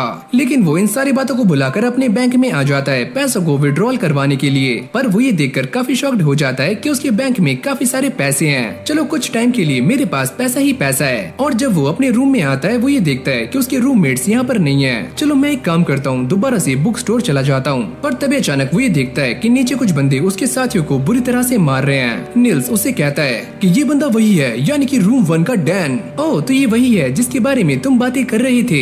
जैसे डैन उसे मारने के लिए आगे आता है तो रियो अपने स्वॉर्ड को उसके पेट में घुसा देता है, जिससे वो नीचे गिर जाता है। अगले सीन में सारे अपनी थकान को मिटाने के लिए गर्म बात ले रहे होते हैं। ईतो अपने हीलिंग मैजिक का इस्तेमाल करके रियो की इस चोट को हील कर देता है। वो ये कहता है, अगर ये अटैक तुम्हारे दिल पर लगता तो तुम मारे भी जा सकते थे। वैसे उसने वो अटैक मेरे दिल पर ही किया था, लेकिन मैंने उसे डॉज कर लिया। ये सारे उससे पूछते हैं, आखिरकार तुम्हारी फाइट हो किससे रही थी? अरे यार, सही टाइम आने पर मैं तुम्हें सारा कुछ बता दूंगा, अभी बस चिल करो। अब अगले सीन में रियो के सारे दोस्त दोबारा से उसी डंजन में आ जाते हैं जहाँ पर वो गॉब्लिन्स और गॉब्लिन आर्चर्स से फाइट कर रहे होते हैं। काफी मेहनत करने के बाद ये सारे उन्हें हरा तो देते हैं, लेकिन इससे वो भी इंजर्ड हो जाते हैं। पर ईतो के पास हीलिंग मैजिक की पावर है जिससे वो सभी को हील कर देता है। निल्स कहता है कि आगे इस डंजन में काफी खतरा हो सकता है, तो चलो बाहर चलते हैं। जिसके बाद ये सारे इस डंजन से बाहर आ जाते हैं। पर तभी हम ये देखते हैं कि डंजन के अंदर एक काफी खतरनाक मॉन्स्टर है जिसने बहुत सारे एडवेंचरर्स को मौत की घाट उतार दिया है। इस तरफ रियो प्रैक्टिस करने के लिए बाहर आया हुआ होता है। वो ये सोचता है, कल रात जो मेरे साथ हुआ वो काफी अजीब था और उस आकुमा की पावर्स काफी ज्यादा है, यहाँ तक कि उसकी फिजिकल स्पीड भी मुझसे काफी गुना ज्यादा है। रियो इस बात को लेकर भी थोड़ा सा चिंता में होता है कि शायद से वो आकुमा अपनी स्पीड को बढ़ाने के लिए विंड मैजिक का इस्तेमाल कर रही थी और मुझे भी कुछ ऐसा ही ट्राई करना होगा जिससे कि मैं वाटर मैजिक का इस्तेमाल करते हुए पहले से अपनी स्पीड को काफी गुना बढ़ा सकूं। अब कुछ देर सोचने के बाद रियो के दिमाग में एक आइडिया आता है जिससे कि वो नीचे की जमीन को पूरी तरह से बर्फ के अंदर कन्वर्ट कर देता है और अपने वाटर जेट का इस्तेमाल करते हुए इसके ऊपर अपनी स्पीड को बढ़ाने की काफी कोशिशें कर रहा होता है, लेकिन वो इसमें भी नाकाम हो जाता है। फिर हमें लाइब्रेरी का सीन दिखाया जाता है जहाँ पर लिन रियो के बारे में इंफॉर्मेशन गैदर कर रही होती है कि रियो कैसे मैजिक करता है, पर उसे यहाँ पर कोई भी इंफॉर्मेशन नहीं मिलती और वो ये सोचती है कि ईबल ने मुझसे कहा था कि रियो आसमान में काफी बड़े मैजिक क्रिस्टल बना सकता है, लेकिन मुझे तो ऐसा कुछ भी नहीं मिला। जिसके बाद वो ये सोचती है कि ऐसा भी हो सकता है कि रियो ओरिजिनल स्पेल्स का इस्तेमाल कर रहा है जैसे कि इन्फर्नो मैजिशियन करता है। जिसके बाद सारा भी यहाँ पर आ जाती है। लिन उससे कहती है, तुम्हें देखकर काफी अच्छा लगा। वो सारा को ये बताती है कि वो लाइब्रेरी में किसी चीज को ढूंढ रही है जो कि उसे अभी तक नहीं मिली। वो ये पूछती है कि तुम तो एक क्वेस्ट के लिए गई हुई थी और शायद से आज ही आई हो, क्यों है ना सारा? हाँ, मैं आज ही आई हूँ। इस तरफ ये सारे के सारे लोग नीना के सामने आ गए थे और उसे ये बताते हैं कि डंजन की 5th लेयर में उन्हें गॉब्लिन्स और गॉब्लिन आर्चर्स मिले थे। इन मैजिक स्टोन्स को अच्छे से ऑब्जर्व करने के बाद नीना भी ये समझ जाती है कि ये सारे लोग सच बोल रहे हैं। जिसके बाद वो जल्दी से भागकर गिल्ड मास्टर ह्यू के पास जाती है और उन्हें सारी बातें बता देती है और वो भी इन मैजिक स्टोन्स को देखकर काफी चौंक जाते हैं और वो ये कहते हैं, हमारे टाउन में अभी कौन कौन सी बी रैंक की पार्टीज हैं? नीना ये बताती है, हमारे टाउन में अभी क्रिम्सन पार्टी और व्हाइट ब्रिगेड है। तुम एक काम करो, इन दोनों पार्टीज को यहाँ पर समन करो और फिर मैं अपना ऑफर इनके सामने रखूंगा। अगली सीन में हम ये देखते हैं कि ये सारे ह्यू के सामने पहुँच जाते हैं। ह्यूग उनसे कहते हैं नीना से बात करने के बाद तुम्हें सारी की सारी इन्फॉर्मेशन तो पहले ही मिल चुकी होगी। साथ ही में वो इन सारे एडवेंचरर्स को ये बताते हैं कि डंजन की 5th लेयर में काफी सारे गॉब्लिन्स देखे गए हैं। एबल उनसे ये पूछता है आप इस बात को लेकर कितने श्योर हो? वो ये कहते हैं मैं इस बात को लेकर पूरी तरह से श्योर हूँ, क्योंकि जो एडवेंचरर्स डंजन के अंदर गए थे वो वहाँ से गॉब्लिन्स के मैजिक स्टोन लेकर यहाँ पर आए हुए हैं। व्हाइट ब्रिगेड का लीडर उनसे ये पूछता है तो आप हमसे क्या चाहते हो? मैं तुम सभी से ये चाहता हूँ कि तुम सारे डंजन के अंदर जाकर ये पता करो कि दोबारा से ग्रेट टाइटल वॉर होने वाली है, क्योंकि डंजन के अंदर मॉन्स्टर्स की संख्या काफी तेजी से बढ़ती जा रही है। साथ ही में वो ये कहते हैं कि पिछली बार द ग्रेट टाइटल वॉर 10 साल पहले हुई थी और अब भी ऐसा हो सकता है कि दोबारा से वो हो। और इस काम को करने के लिए ह्यूग उन्हें 100 गोल्डन कॉइन्स देते हैं और ये कहते हैं कि बाकी के 200 मैं तुम्हें काम खत्म होने के बाद दूंगा। एबल उनसे ये पूछता है क्या आप हमसे बस यही चाहते हो कि हम वहाँ पर जाकर उस चीज को वेरीफाई करें? मैं बस यही जानना चाहता हूँ द ग्रेट टाइटल वॉर दोबारा से कब होगी और हम उसके लिए तैयारियां भी कर सकते हैं। और मैंने लॉर्ड को ये सारी बातें पहले ही बता दी हैं। ये सारी बातें सुनने के बाद ये दोनों पार्टीज भी इस क्वेस्ट को एक्सेप्ट कर लेती हैं। फिर हम रियो को देखते हैं जो कि नॉर्थ साइड की लाइब्रेरी में जाने की बात कर रहा होता है। कीटो उससे कहता है अगर तुम वहाँ जाना चाहते हो तो तुम्हारा डी रैंक का एडवेंचरर होना काफी जरूरी है। ईमन उनसे कहता है मैंने तो यहाँ तक भी सुना है कि वहाँ पर फॉरबिडन टेक्स्ट भी एग्जिस्ट करते हैं। ये सुनने के बाद रियो काफी खुश हो जाता है और वो यहाँ से निकल जाता है। इस लाइब्रेरी में आने के बाद रियो उन बुक्स को ढूंढना शुरू करता है जिसके अंदर एल्केमी और आकुमा के बारे में लिखा हुआ है। जब वो यहाँ पर इन बुक्स को ढूंढ रहा होता है तभी उसकी नजर सारा से मिल जाती है और ये दोनों एक दूसरे को काफी गौर से देख रहे होते हैं, क्योंकि ये पहले भी मिल चुके हैं। यहाँ पर क्रिम्सन और व्हाइट ब्रिगेड दोनों ही पार्टीज डंजन के गेट पर पहुँच चुकी होती है और वो ये नोटिस करते हैं कि यहाँ पर काफी सारे सी रैंक के एडवेंचरर्स भी हैं जो कि उनका साथ देने के लिए यहाँ पर आए हुए हैं। जैसे ह्यूग इस गेट को खोलने वाले होते हैं पर एबल उन्हें रोक देता है और वो ये कहता है पता नहीं क्यों मुझे ऐसा लग रहा है कि कुछ काफी बुरा होने वाला है। अब लिन अपने मैजिक का इस्तेमाल करके ये पता लगाती है कि डंजन के अंदर के हालात कैसे हैं और वो ये देखती है कि यहाँ पर काफी सारे गॉब्लिन्स हैं जो कि बाहर आने के लिए एकदम तैयार हैं। ये सुनने के बाद सारे लोग इस बात को समझ जाते हैं कि ग्रेट टाइटल वॉर दोबारा से होने वाली है। ह्यूग सभी से कहते हैं कि सारे लोग तैयार हो जाओ, यहाँ पर वॉर कभी भी हो सकती है। गिल्ड के अंदर भी एक नोटिस लगा हुआ होता है कि डंजन कुछ टाइम के लिए बंद है, लेकिन तभी यहाँ पर एक एडवेंचरर भागते हुए आता है और वो ये कहता है कि द ग्रेट टाइटल वॉर कभी भी हो सकती है, तो चलो हमें जाना होगा। लेकिन भाई यहाँ पर रियो और सारा के बीच में अलग ही बातें चल रही होती हैं और ये दोनों ही एक दूसरे को अपना इंट्रोडक्शन दे रहे होते हैं। रियो उससे कहता है कि तुम मुझे जानती हो, वैसे मेरा नाम है रियो और मैं एक एडवेंचरर हूँ। जब मैंने तुम्हें पहली बार देखा था तो मैं ये समझ गई थी कि तुम एक एडवेंचरर हो। जब वो रियो से ये पूछती है कि वो लाइब्रेरी में क्या कर रहा है तो वो ये कहता है कि मैं तो बस यहाँ पर एल्केमी के बारे में जानने के लिए आया था ताकि मैं एक गोलम को समन कर सकूं। ये सुनने के बाद सारा थोड़ी सी हैरान हो जाती है और वो ये कहती है कि सच में तुम एक गोलम को समन करना चाहती हो, तुम्हारे इरादे तो सच में काफी बड़े हैं। अब वो इसे लेकर अपने साथ जा रही होती है जहाँ पर उसे गोलम के बारे में काफी नॉलेज मिल सकती है। साथ ही में वो ये कहती है कि मैं भी एक एडवेंचरर हूँ और मेरी पार्टी का नाम है विंड। और इस तरफ हम ये देखते हैं कि सारे के सारे एडवेंचरर्स इन्हीं दरवाजों को देख रहे होते हैं जहाँ से मॉन्स्टर्स बाहर आने वाले हैं, लेकिन ये सारे के सारे दरवाजे बंद कर दिए गए हैं। पर तभी अचानक यहाँ का दरवाजा टूट जाता है और काफी सारे गॉब्लिन्स और गॉब्लिन आर्चरर्स यहाँ पर आ जाते हैं जो कि दिखने में काफी खतरनाक लग रहे होते हैं। एडवेंचरर्स ने भी अपना मोर्चा संभाल लिया होता है और वो अपने मैजिक अटैक का इस्तेमाल करके और साथ ही में तीरों का इस्तेमाल करके इन सारे के सारे गॉब्लिन्स को ठिकाने लगा रहे होते हैं। लेकिन अब भी ये तादाद में काफी ज्यादा हैं। लेकिन भाई गॉब्लिन्स भी रुकने वाले नहीं थे, वो भी अपने तीरों का इस्तेमाल करके काफी सारे एडवेंचरर्स को घायल कर देते हैं। ये फाइट देखते ही देखते काफी इंटेंस हो रही होती है और ये दोनों ही एक दूसरे को काफी कड़ी टक्कर दे रहे होते हैं। इतना ज्यादा लड़ने के बाद ये सारे एडवेंचरर्स काफी थक जाते हैं और साथ में इनके सप्लाईज भी खत्म हो जाते हैं। लो रैंक के एडवेंचरर्स सप्लाईज को फुलफिल करने में इनकी हेल्प कर रहे होते हैं। अब इन सभी को लड़ते हुए सुबह से शाम हो जाती है और काफी सारे लो रैंक के गॉब्लिन्स मारे जाते हैं। अब ये दोनों ही पार्टीज वॉल से नीचे आ जाती हैं और बचे हुए गॉब्लिन्स को मारना शुरू कर देती हैं, क्योंकि ये सारे इस बात को काफी अच्छे से जानते हैं कि थोड़ी देर में यहाँ पर गॉब्लिन्स का जर्नल आने वाला है जो कि दीवारें तोड़कर काफी आसानी से टाउन में जा सकता है। पर इन सभी की ये देखकर काफी फट जाती है कि इनके सामने एक नहीं बल्कि 3 गॉब्लिन जर्नल्स हैं। ये सारे इस बात को भी काफी अच्छे से जानते हैं कि अब एक गॉब्लिन किंग भी यहाँ पर आने वाला है। एबल इन सभी से कहता है कि तुम सारे फाइट करने के लिए तैयार हो जाओ, हम दोनों मिलकर एक एक गॉब्लिन जर्नल को हराने वाले हैं और तुम दोनों मिलकर किसी एक को।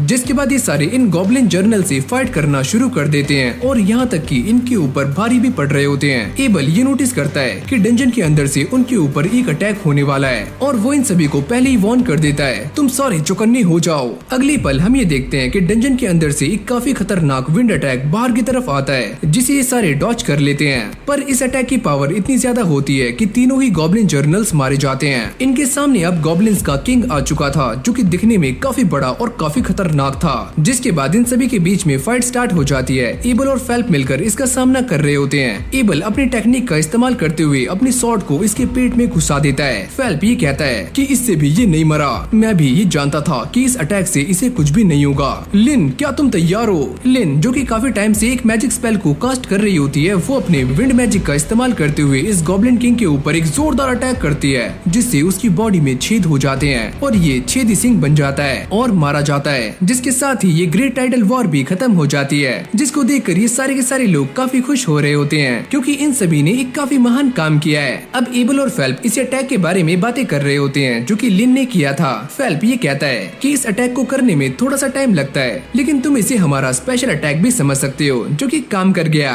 फिर हम रियो को देखते हैं जो दोबारा से गिल्ड में आ जाता है, पर वो ये देखकर काफी शॉक था कि सारे लोग यहाँ पर पार्टी कर रहे हैं और वो ये सोचता है कि यहाँ पर क्या हुआ। इस तरफ गिल्ड मास्टर काफी टेंशन में होते हैं, वहाँ पर सारे लोग पार्टी कर रहे होंगे पर मेरे पास काफी ज्यादा काम है। अब नील्स रियो को ये समझा रहा होता है ग्रेट टाइटल वॉर अब खत्म हो चुकी है, इसीलिए सारे लोग पार्टी कर रहे हैं तो तुम भी एंजॉय करो। ये सारे अब एबल की तारीफें कर रहे होते हैं, तभी एबल भी यहाँ पर आ जाता है। मैंने जिस स्किल का इस्तेमाल किया उसका नाम था परफेक्ट शैडो। तभी उसके बाकी साथी भी यहाँ पर आ जाते हैं, यानी कि उसके पार्टी मेंबर्स, और रियो से बातें कर रहे होते हैं। वो ये पूछते हैं क्या तुम सच में आसमान में एक मैजिक वॉल बना सकते हो? रियो कहता है कि ये तो मेरे लिए काफी आसान है। अब अगले सीन में हम ये देखते हैं कि रियो के सारे दोस्त एकदम नल्ले हो जाते हैं क्योंकि डंजन 1 महीने के लिए बंद है और इन सभी को कोई भी जॉब नहीं मिल रही है। तभी रियो भी यहाँ पर आ जाता है। वो ये पूछते हैं क्या तुम भी यहाँ पर जॉब ढूंढने के लिए आए हो? अरे नहीं, ऐसा कुछ भी नहीं है, मैं तो बस एल्केमी की प्रैक्टिस करना चाहता हूँ। रियो जिस चीज को यहाँ पर लेने के लिए आता है वो चीज सच में काफी महंगी है। उसके दोस्त कहते हैं कि वो चीज 50 गोल्डन कॉइन्स में आती है, तुम सच में काफी अमीर हो। जिसके बाद रियो इन सभी को अपनी पार्टी में हायर कर लेता है। वो ये कहता है अगर तुम सारी मेरी हेल्प करोगे तो मैं तुम सभी को इंडिविजुअली 5-5 गोल्डन कॉइन्स दूंगा। ये सुनने के बाद सारे लोग काफी शॉक्ड हो जाते हैं। रियो उनसे कहता है कि जो भी ऑर्ब तुम यहाँ पर लेकर आओगे वो मैं तुमसे 25 गोल्डन कॉइन्स में खरीदने वाला हूँ। अच्छा ठीक है, हम सारे उन ऑर्ब्स को यहाँ पर लेकर आएंगे। तभी रियो को किसी के चिल्लाने की आवाज आती है और जैसे वो बाहर देखता है तो यहाँ पर कुछ नाइट्स एक लड़की को लेकर जा रहे होते हैं। ये लड़की तो काफी अच्छी है और हम रात में इसके साथ मजे भी करेंगे। तभी उसका साथी यहाँ पर आ जाता है जो कि इस लड़की को छुड़ाने की काफी कोशिशें करता है और एक नाइट को धक्का भी दे देता है जिससे उसे काफी गुस्सा आ जाता है। तुमने ये काफी बड़ी गलती कर दी है। लेकिन जैसे वो इस बंदे के ऊपर अटैक करने वाला होता है तभी वो अचानक से नीचे गिर जाता है। तुमने ये क्या किया? वो दोबारा से खड़े होने का ट्राई करता है लेकिन दोबारा से नीचे गिर जाता है। तुम ये क्या कर रहे हो? अबे ओए, मैंने कुछ भी नहीं किया। अब फेल्प भी यहाँ पर आ जाता है। तुम सारे यहाँ पर क्या कर रहे हो? अरे ओए, तुम हमारे रास्ते में मत आओ वरना हम तुम्हें गिल्ड मास्टर से कहकर निकलवा भी सकते हैं। लेकिन जैसे इन सभी को ये पता लगता है कि फेल्प के फादर पहले एक कमांडर रह चुके हैं तो इन सभी की फटकर 4 हो जाती है और ये सारे दुम दबाकर यहाँ से भाग जाते हैं। फेल्प इन दोनों से कहता है तुम दोनों ही सच में काफी ब्रेव हो। तभी उसकी नजर रियो पर जाती है। तुम्हारा नाम रियो है ना? एबल ने मुझे तुम्हारे बारे में काफी कुछ बताया है और मैं ये जानता हूँ कि तुमने अपने मैजिक का इस्तेमाल करके उस बंदे को नीचे गिराया था। इससे पहले फेल्प की बात कंप्लीट होती उसकी साथी आकर उसे यहाँ से ले जाती है। इस तरफ रियो और एबल एक साथ बैठे हुए होते हैं और एबल काफी ज्यादा ब्लश कर रहा होता है। रियो उससे पूछता है मुझे ऐसा लगता है तुम्हारा दिल किसी पर आ गया है, क्या वो रिया है? अरे नहीं नहीं, ऐसा नहीं है। एबल उसे ये कहता है क्या तुम मेरी हेल्प कर सकते हो? इसके बाद ये दोनों बातें करते करते बाहर आ जाते हैं। एबल उसे कहता है कि हमारे यहाँ पर एक इन्वेस्टिगेटर आ रहा है तो उसके कुछ नाइट्स थे जो कि भाग चुके हैं और वो करप्ट थे। लेकिन इन्हीं बातों के बीच में हम कुछ बंदों को देखते हैं जिन्होंने अपना चेहरा छुपाया हुआ होता है। वो इन दोनों को देखते ही यहाँ से खिसक जाते हैं पर इन दोनों को उनके ऊपर शक हो जाता है और उनका पीछा करते करते ये एक सुनसान गली में आ जाते हैं। अगली पल ये सारे बंदे उन दोनों के ऊपर अटैक्स करना शुरू करते हैं पर रियो अपने आइस मैजिक से उन सभी के अटैक्स को बड़ी आराम से रोक रहा होता है, जिसके बाद ये सारे लोग बड़ी आराम से हार जाते हैं। एबल ये देखता है कि जमीन पर कुछ गिरा हुआ है। रियो उससे पूछता है क्या ये कोई एल्केमी का टूल है और मैं इसे देख सकता हूँ? पर एबल उसे मना कर देता है, ये एक एविडेंस है और इसे मैं अपने पास रखने वाला हूँ। इन सारे गुंडों को बांधने के बाद एबल इन सभी के बैचेस को देखता है जिससे उसे ये बात कंफर्म हो जाती है कि ये सारे ही सी रैंक के एडवेंचरर्स हैं। फेल्प भी अकेला कहीं पर जा रहा होता है तभी ये सारे नाइट्स यहाँ पर आ जाते हैं। तुम वही हो ना जिसने हमारी बेइज्जती की थी और अब हम तुम्हें जिंदा नहीं छोड़ेंगे। मैं तुम्हें मार मार कर तुम्हारा कचुम्बर बना दूंगा। लेकिन तभी अचानक ये सारे बंदे फ्रीज हो जाते हैं और फेल्प की साथी यहाँ पर आ जाती है जो कि एक इन्फर्नो की इंचांटेशन करती है और ये सारे के सारे लोग जलकर कबाब बन जाते हैं। अब ये इन्वेस्टिगेटर्स भी गिल्ड मास्टर के सामने आ जाते हैं। वो ये कहते हैं तुम आज ही यहाँ पर आए हो और सारी चीज की इन्वेस्टिगेशन कर रहे हो। तुम ये चाहते हो कि डंजन को आज खोला जाए और तुम्हारे साथ मैं कुछ एडवेंचरर्स को भेजूं तुम्हारी प्रोटेक्शन के लिए। क्या तुम पागल हो गए हो? एक बंदा ये कहता है क्या तुम ये बात नहीं जानते कि किंग ने हमें सारी परमिशन दे दी है कि हम यहाँ पर सारी चीजों को यूज कर सकते हैं। गिल्ड मास्टर उन्हें समझाने का काफी ट्राई कर रहे होते हैं पर ये बंदा काफी गुस्से में आ जाता है और दूसरा वाला बंदा उसे शांत करता है। ये बंदा जिसका नाम है क्लिप वो ये कहता है लेकिन फिर भी हमें डंजन को खोलना होगा। गिल्ड मास्टर उससे ये कहते हैं अगर यहाँ पर कुछ भी होता है तो उसकी जिम्मेदारी तुम्हारी ऊपर आएगी, न कि यहाँ के गिल्ड और एडवेंचरर्स के ऊपर। और ये सारे बंदे गिल्ड मास्टर की इस शर्त को भी मंजूर कर लेते हैं। वो ये कहते हैं क्या एडवेंचरर्स हमारे साथ जाएंगे? गिल्ड मास्टर उनसे ये कहते हैं वो तो उन्हीं के ऊपर डिपेंड करता है। रियो जैसे गिल्ड में जा रहा होता है तभी उसे यहाँ पर एक लड़की मिलती है। प्लीज मुझे भी लेकर अंदर चलो, मुझे यहाँ पर एक लेटर को डिलीवर करना है। अब एबल को भी ये लेटर मिल जाता है जिसमें ये लिखा हुआ था कि उन्हें सारे के सारे इन्वेस्टिगेटर्स को सपोर्ट करना है जब वो डंजन के अंदर जा रहे हो। एबल ये सोचता है मुझे तो ऐसा लगा था कि डंजन को बंद कर दिया गया है पर ऐसा भी हो सकता है कि कुछ पावरफुल लोग यहाँ पर आए हों। जिसके बाद एबल ये कहता है कि वो डंजन काफी ज्यादा खतरनाक है और एक बार वहाँ पर एक ए रैंक की पार्टी गई थी और वो कभी भी लौट कर वापिस नहीं आई और उनका जो लीडर था वो एस रैंक का था, वो तक भी वापिस नहीं आया। एबल ये कहता है कि हम सारे इस बारे में नहीं जानते कि उस डंजन में क्या चल रहा है। रियो ये कहता है तो चलो एक काम करते हैं, उस डंजन से दूर रहते हैं। रियो की जाती ये लड़की जिसका नाम है नटालिया वो अपना इंट्रोडक्शन देती है और ये लड़की एक वाटर मेज की फैमिली से बिलोंग करती है। लिन उससे पूछती है क्या तुमने कभी ऐसे कास्टर के बारे में सुना है जो कि आइस वॉल को काफी दूर से बना सके, वो भी आसमान में? नटालिया उससे कहती है कि नहीं, मैंने इसके बारे में कभी भी नहीं सुना। एबल उससे कहता है मुझे ऐसा लगता है कि तुम अब भी रियो के पीछे हो। पर ये बात सुनने के बाद नटालिया भी काफी शॉक्ड हो जाती है कि सच में ऐसा मैजिक एग्जिस्ट करता है। रिया उससे कहती है कि जो लड़का अभी यहाँ से गया है वो ऐसे मैजिक को कास्ट कर सकता है। अभी सारे ऐसे ही बैठकर रियो के बारे में बातें कर रहे होते हैं। एबल उन सभी से कहता है अगर रियो कभी हम सब के खिलाफ हो जाता है तो हमें उससे फाइट नहीं करनी है क्योंकि हम चारों मिलकर भी उसे हरा नहीं सकते, तो बेटर यही होगा कि हम उसके सामने सरेंडर कर दें। लेकिन एक बात तो साफ है कि रियो एक काफी अच्छा इंसान है। फिर हमारा सीन चेंज हो जाता है और ये सारे के सारे लोग डंजन में जाने के लिए एकदम तैयार हैं और इन सभी के पास एक माना डिटेक्टर होता है जो कि एनवायरमेंट में किसी भी तरह के माना को आसानी से डिटेक्ट कर सकता है। जिसके बाद ये सारा का सारा डेटा टीम के पास चला जाएगा जो कि टेंट के अंदर है। ये सुनने के बाद एबल भी काफी हैरान हो जाता है कि एल्केमी भी काफी कमाल की चीज है। अभी सारे मिलकर डिसाइड करते हैं कि वो इस डंजन के अंदर जाने वाले हैं, लेकिन आज बस 3rd लेयर तक। इस तरफ ये सारे के सारे बंदे रियो के लिए ऑर्ब लेकर आ जाते हैं और रियो उन्हें पेमेंट कर देता है। ईटो इस बात को लेकर काफी परेशान होता है कि डंजन को दोबारा से खोल दिया गया है और वहाँ पर सिर्फ डी रैंक और उससे ऊपर वाले ही एडवेंचरर्स जा सकते हैं। फिर हमें दोबारा से उसी डंजन के अंदर का सीन दिखाया जाता है जहाँ पर एबल ये बताता है कि उन्हें इस डंजन में आए हुए 3 दिन हो चुके हैं, लेकिन उन्हें यहाँ पर एक भी मॉन्स्टर दिखाई नहीं दिया। यहाँ तक कि वो 7 लेयर्स को पार कर चुके हैं और इन्वेस्टिगेशन टीम को भी अंदर कुछ भी महसूस नहीं हो रहा है। शायद हमें और भी अंदर जाना होगा।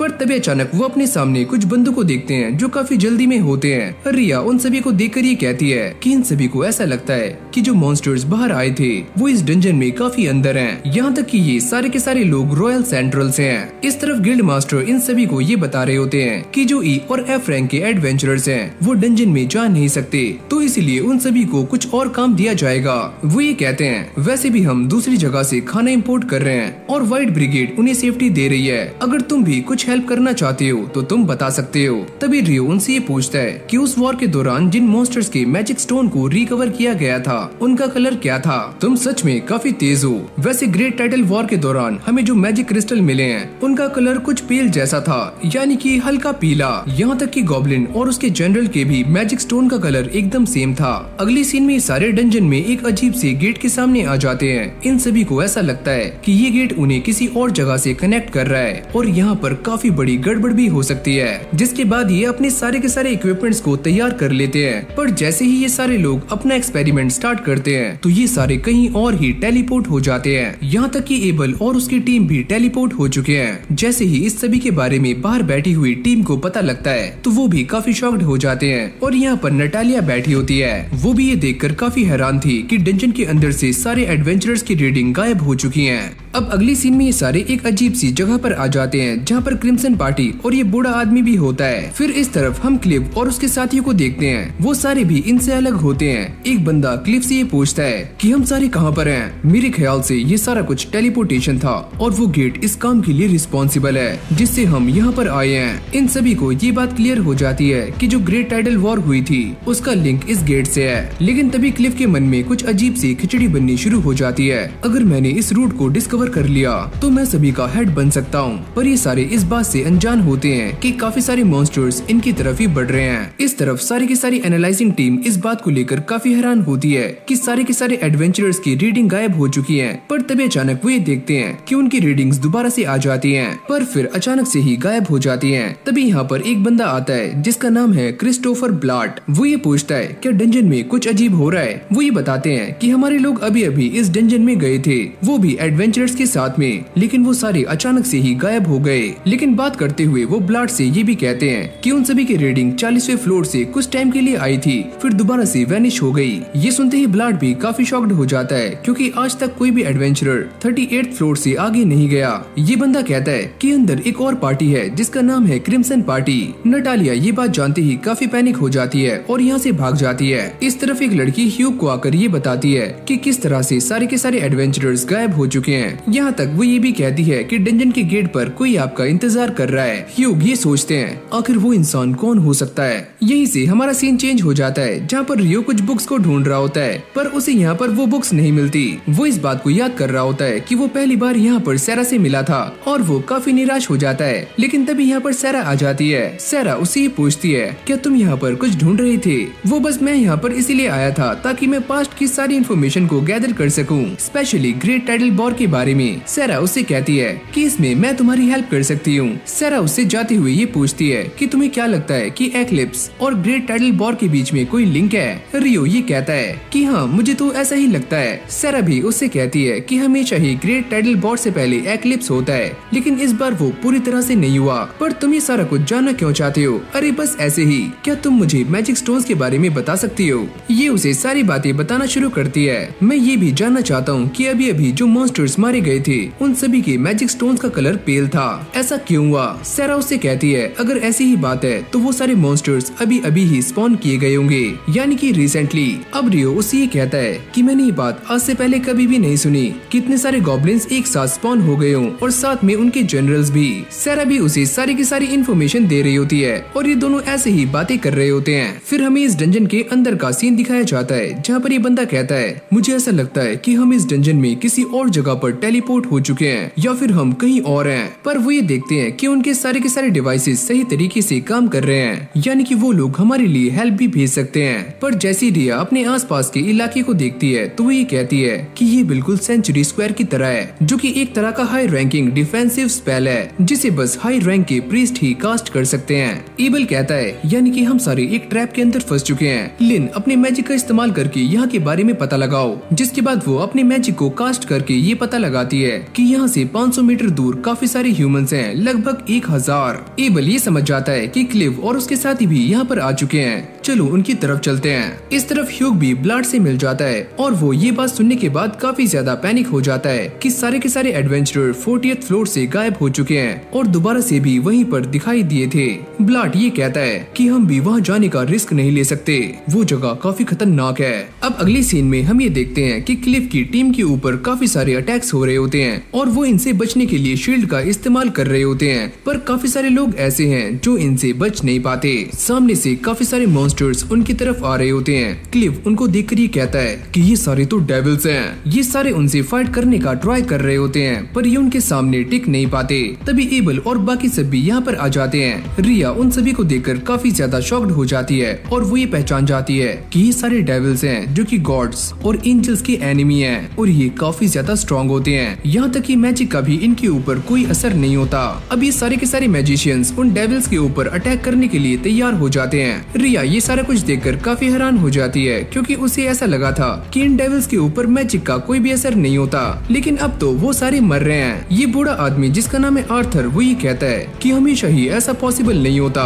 जिसके बाद ये सारे मैजिशियंस उनको दोबारा से मारना शुरू कर देते हैं, लेकिन ये सारे इस बात को लेकर काफी चिंता में होते हैं क्योंकि वो डेविल्स काफी ज्यादा हैं और इनका माना भी काफी जल्दी खत्म हो सकता है। पर तभी अचानक हम ये देखते हैं कि उन सभी के पीछे एक और डेविल है जो कि इन सभी का बॉस है। आर्थर ये कहता है हमारी सारी पावर्स खत्म होती जा रही हैं। एबल ये कहता है तुम सारे पीछे हट जाओ, अब हमारी बारी है। ये बोलते ही सारे के सारे बंदे उन डीमंस पर अटैक्स करना शुरू कर देते हैं और वॉरेन उन सभी का रास्ता साफ कर रहा होता है। एबल उन सभी को मारने के लिए अपनी स्वॉर्ड का इस्तेमाल करता है और ये सारे भी काफी मेहनत कर रहे होते हैं। डेविल्स भी उन सभी के ऊपर अटैक करते हैं पर वॉरेन उनके सारे अटैक्स को आराम से ब्लॉक कर रहा होता है। जिसके बाद ये सारे मिलकर दोबारा से डेविल्स को मारना शुरू कर देते हैं और उनकी खटिया खड़ी कर देते हैं। ये फाइट ऐसे ही काफी इंटेंस होनी शुरू हो जाती है पर तभी अचानक हम ये देखते हैं कि लिन का माना खत्म हो जाता है, यानी कि अब वो फाइट नहीं कर सकती। पर अब भी उनके सामने 6 डेविल्स बचे हुए होते हैं। रिया एबल से कहती है मुझे ऐसा लगता है जो डेविल इन सभी के पीछे है वो इनका प्रिंस है क्योंकि इसकी दोनों ही आंखें अलग अलग कलर्स की होती हैं। एबल भी ये सोचता है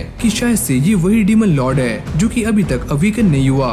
अब एबल उस डीमन लॉर्ड को देखकर काफी गुस्से में आ जाता है। वो ये कहता है कि मैं उस प्रिंस को छोड़कर बाकी के डेविल्स को मारने के लिए जा रहा हूँ। ये बोलते ही एबल उन्हें मारने के लिए आगे पहुँच जाता है पर तभी अचानक हम ये देखते हैं कि ये डेविल प्रिंस इन दोनों के ऊपर अटैक कर देता है और उन्हें पीछे कर देता है। अब वो अचानक से एबल के सामने आ जाता है और उसके ऊपर भी एक जोरदार अटैक करता है, लेकिन एबल इससे बाल बाल बचता है। ये तो सच में काफी स्ट्रॉन्ग है और काफी फास्ट भी। क्लिव के साथी भी इस डेविल को हराने का काफी ट्राई करते हैं पर इस डेविल को कुछ भी नहीं होता, यहाँ तक कि वो टस से मस भी नहीं होता। बाकी डेविल्स इन सभी के ऊपर दोबारा से हमले करना शुरू करते हैं जिससे सारे लोग काफी डर जाते हैं और साथ में उनकी शील्ड भी टूटनी शुरू हो जाती है। जैसे ही प्रिंस एबल के ऊपर अटैक करने के लिए आगे आता है तो एबल भी अपनी शॉर्ट स्किल 0 टर्न का इस्तेमाल करता है पर ये प्रिंस उससे काफी आराम से बच जाता है। और जैसे ये डेविल एबल को मारने वाला होता है तभी अचानक यहाँ पर एक जोरदार पत्थर गिरता है जिसके ऊपर रियो होता है। एबल उसको देखकर ही कहता है रियो तुम यहाँ पर क्या कर रहे हो? वैसे मैं यहाँ पर तुम्हें बचाने के लिए आया हूँ। अगर इस डेविल को मैं मार दूँ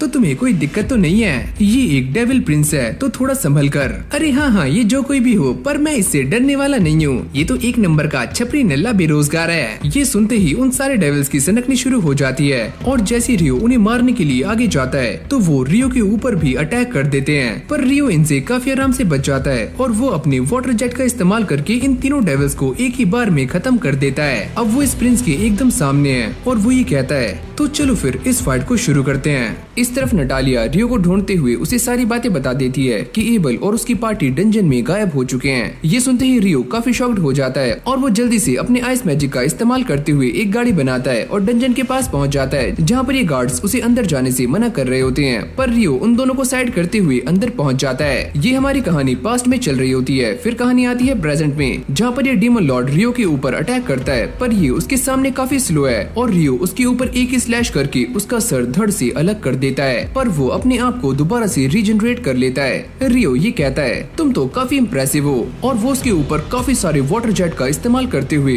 उसके टुकड़े टुकड़े कर देता है, यानी कि उसे पीसेस में बांट देता है। इस अटैक से उसका मैजिक स्टोन टूट जाता है और ये डीमन किंग मारा जाता है। अब एबल रियो को थैंक्स करता है, तुम्हारा शुक्रिया कि तुमने मेरी जान बचाई और तुम सही समय पर यहाँ पर आ गए। आर्थर उसके सामने अपना इंट्रोडक्शन देता है और वो ये बताता है कि वो सारे लोग यहाँ पर क्या कर रहे हैं। एबल रियो को ये बताता है कि ये सारे जो तुमने मारे हैं वो कोई डीमंस नहीं है, ये सारे डेविल्स हैं। ये सुनकर रियो भी थोड़ा सा हैरान हो जाता है, क्या सच में ये सारे डेविल्स हैं? अब ये उन सारे के सारे डेविल्स के मैजिक स्टोन्स को कलेक्ट कर लेते हैं जो कि दिखने में ब्लैक होते हैं। ये सारे इस बात से काफी हैरान थे क्योंकि आज से पहले उन्होंने ब्लैक कलर के मैजिक स्टोन इकट्ठे नहीं किए और ये काफी यूनिक हैं। मैंने भी डेविल्स के बारे में काफी कुछ सुना है कि वो स्पेस टाइम मैजिक का इस्तेमाल करते हैं जिससे वो कहीं भी अपीयर हो सकते हैं। फिर हमें कुछ एडवेंचरर्स को दिखाया जाता है जो कि यहाँ पर एक चीज को प्रोटेक्ट कर रहे होते हैं पर तभी यहाँ पर अचानक से लियोन रे आ जाती है और ये सारे लोग उसे डीमन लॉर्ड समझ रहे होते हैं। तुम्हें क्या लगता है कि मैं एक डीमन लॉर्ड हूँ और तुम मुझे ये क्यों बुला रहे हो?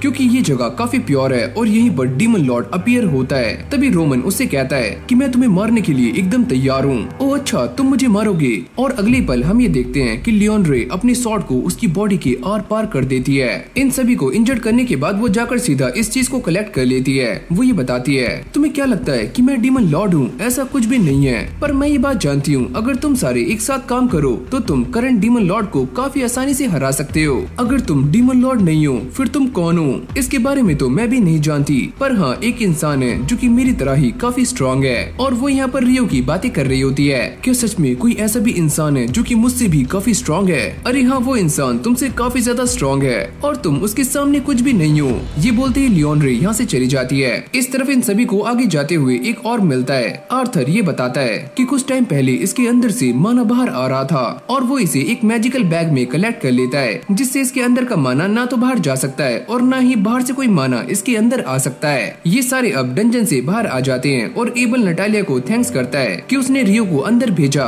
चलो शुक्र है कि ये सारे के सारे सेफ हैं। जिसके बाद आर्थर टेंट में आ जाता है और ह्यूग को रियो के बारे में सारा कुछ बताना शुरू करता है। ह्यूग उससे ये पूछता है, आखिरकार रियो कौन है और वो इतना स्ट्रॉन्ग कैसे है? मैं उसके बारे में ज्यादा कुछ नहीं जानता, बस मुझे इतना पता है कि उसने डंजन में काफी सारे डेविल्स को बड़ी आसानी से ही जान से मार दिया। पर ये दोनों इस बात को लेकर काफी सेटिस्फाई होते हैं कि रियो अभी उनकी साइड है और वो उसे अपने लिए खतरा बनाना नहीं चाहते। अगले सीन में रियो भटकता हुआ कहीं पर जा रहा होता है, पर तभी उसे करी की स्मेल आती है और वो खिंचता हुआ एक रेस्टोरेंट में आ जाता है जहाँ पर उसे सैरा मिलती है। क्या तुम भी इस जगह के बारे में पहले से ही जानते हो? वो ये कहता है, अरे नहीं, मुझे बस कुछ स्मेल आई और मैं यहाँ पर आ गया। खाना खाने से पहले ये दोनों थोड़ी सी बातें करते हैं और जैसे ही उनका खाना यहाँ पर आता है तो ये खाना रियो को भी काफी पसंद आ रहा होता है। अब खाना खाने के बाद ये दोनों बाहर आ जाते हैं जहाँ पर ये डिसाइड करते हैं कि वो दोनों एक फ्रेंडली बैटल करने वाले हैं। अब अगले सीन में हम इन्हें एरिना में देखते हैं जहाँ पर वो ये कहती है कि मैं इस बात को जानती हूँ कि तुम्हारे अंदर अब भी फाइट करने की भूख है जो कि अभी शांत नहीं हुई है। रियो ये बात सुनने के बाद थोड़ा सा हैरान हो जाता है कि वो इसके बारे में इतना कुछ कैसे जानती है, यहाँ तक कि ये भी कि रियो सॉर्ड और मैजिक का भी इस्तेमाल करता है। सैरा ये कहती है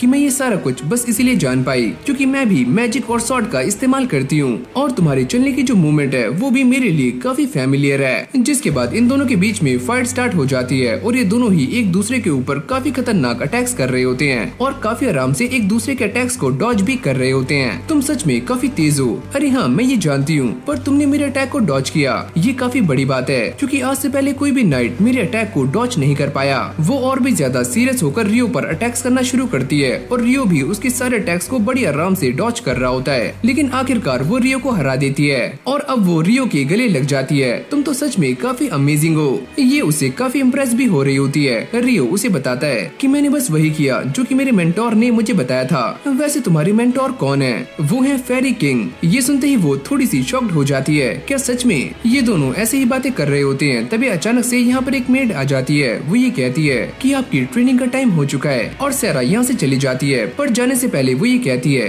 कि ये इंसान काफी इम्पोर्टेंट है तो इसे सही सलामत घर छोड़ देना। अब उसके घर जाने के लिए कैरेज एकदम रेडी हो चुका है, पर जैसे ही वो इसके अंदर जाता है तो यहाँ पर पहले से ही ह्यूग बैठे हुए होते हैं। वो ये कहते हैं कि मुझे आर्थर ने तुम्हारे बारे में सारा कुछ पहले ही बता दिया है कि तुमने उन सभी की हेल्प कैसे की और जिस तरह से तुम अंदर गए थे वो पनिशेबल है और तुम्हें इसके लिए पनिशमेंट मिलने वाली है। और ये पनिशमेंट एक तरह की क्वेस्ट होती है जिसमें रियो को कुछ मर्चेंट्स को एक जगह पर लेकर जाना है और वहाँ से सेफली वापस भी लेकर आना है। जिस जगह पर तुम जाने वाले हो उसका नाम है विटनेश। इस तरफ निल्स उन सभी को ये बताता है कि उसके होम टाउन अबाली ने एक हंटिंग रिक्वेस्ट को सेंड किया है और वो इस रिक्वेस्ट को करना चाहता है जो कि डी रैंकर्स के लिए है और इसीलिए वो रियो से कहता है कि वो उसका साथ दे।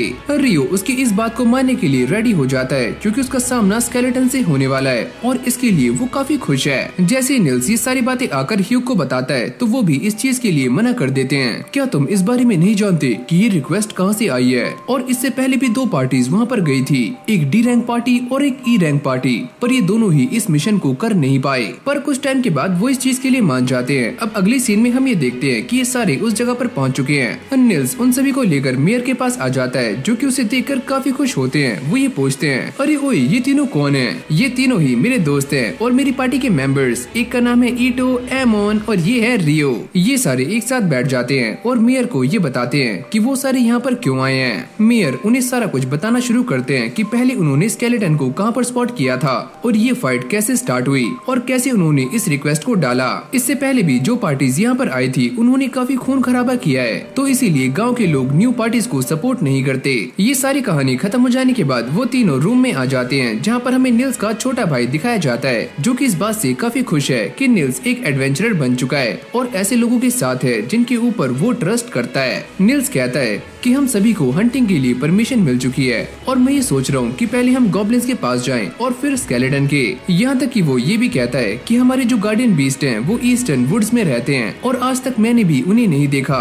ये सुनते ही रियो के मन में कुछ अजीब अजीब सा चलना शुरू हो जाता है। रियो तुम क्या सोच रहे हो? अरे नहीं कुछ भी नहीं। अगली सुबह मेयर उन सभी को लेकर उस जगह पर आ जाते हैं जहाँ पर उन्होंने पहली बार गॉब्लिन्स को स्पॉट किया था और यहाँ पर काफी सारे गॉब्लिन्स के पैरों के निशान भी होते हैं, जिससे एक बात तो क्लियर हो जाती है कि पास ही में गॉब्लिन्स का डैन है। तभी रियो ये सेंस करता है कि पास ही में से 10 गॉब्लिन्स उनकी तरफ आ रहे हैं। निल्स ये कहता है कि हम उन सभी को जान से मार देंगे सिवाय एक के, जो कि हमारी काफी काम आ सकता है। जैसे ही गॉब्लिन्स यहाँ पर आते हैं तो ये सारे भी अपने प्लान को एग्जीक्यूट करने में लग जाते हैं और इन गॉब्लिन्स को मारते हुए उनकी डैन तक पहुँच जाते हैं और सभी को एक साथ खल्लास कर देते हैं। पर तभी अचानक से उनके सामने गॉब्लिन्स का जनरल आ जाता है। वो ये कहता है, आलू खाओगे? लेकिन तभी रियो अपने मैजिक का इस्तेमाल करते हुए इस जनरल को नीचे गिरा देता है। अब इसका मैजिक स्टोन लेने के बाद ये सारे दोबारा से गांव में आ जाते हैं, जहां पर मेयर उन सभी को एक लेडी से मिलवाते हैं, जो कि इस विलेज की एडवाइजर है, जिनका नाम है मिस्ट्रेस नासू। वो इन सभी को अपने साथ चलने के लिए कहती है। रियो को ऐसा लगता है कि ये सारे गार्डियन बीस्ट से मिलने के लिए जा रहे हैं। जब ये सारे वहाँ के लिए जा रहे होते हैं, वो ये नोटिस करते हैं कि नासू के पास अर्थ मदर गॉडेस का एक पेंडेंट है। वो ये बताती है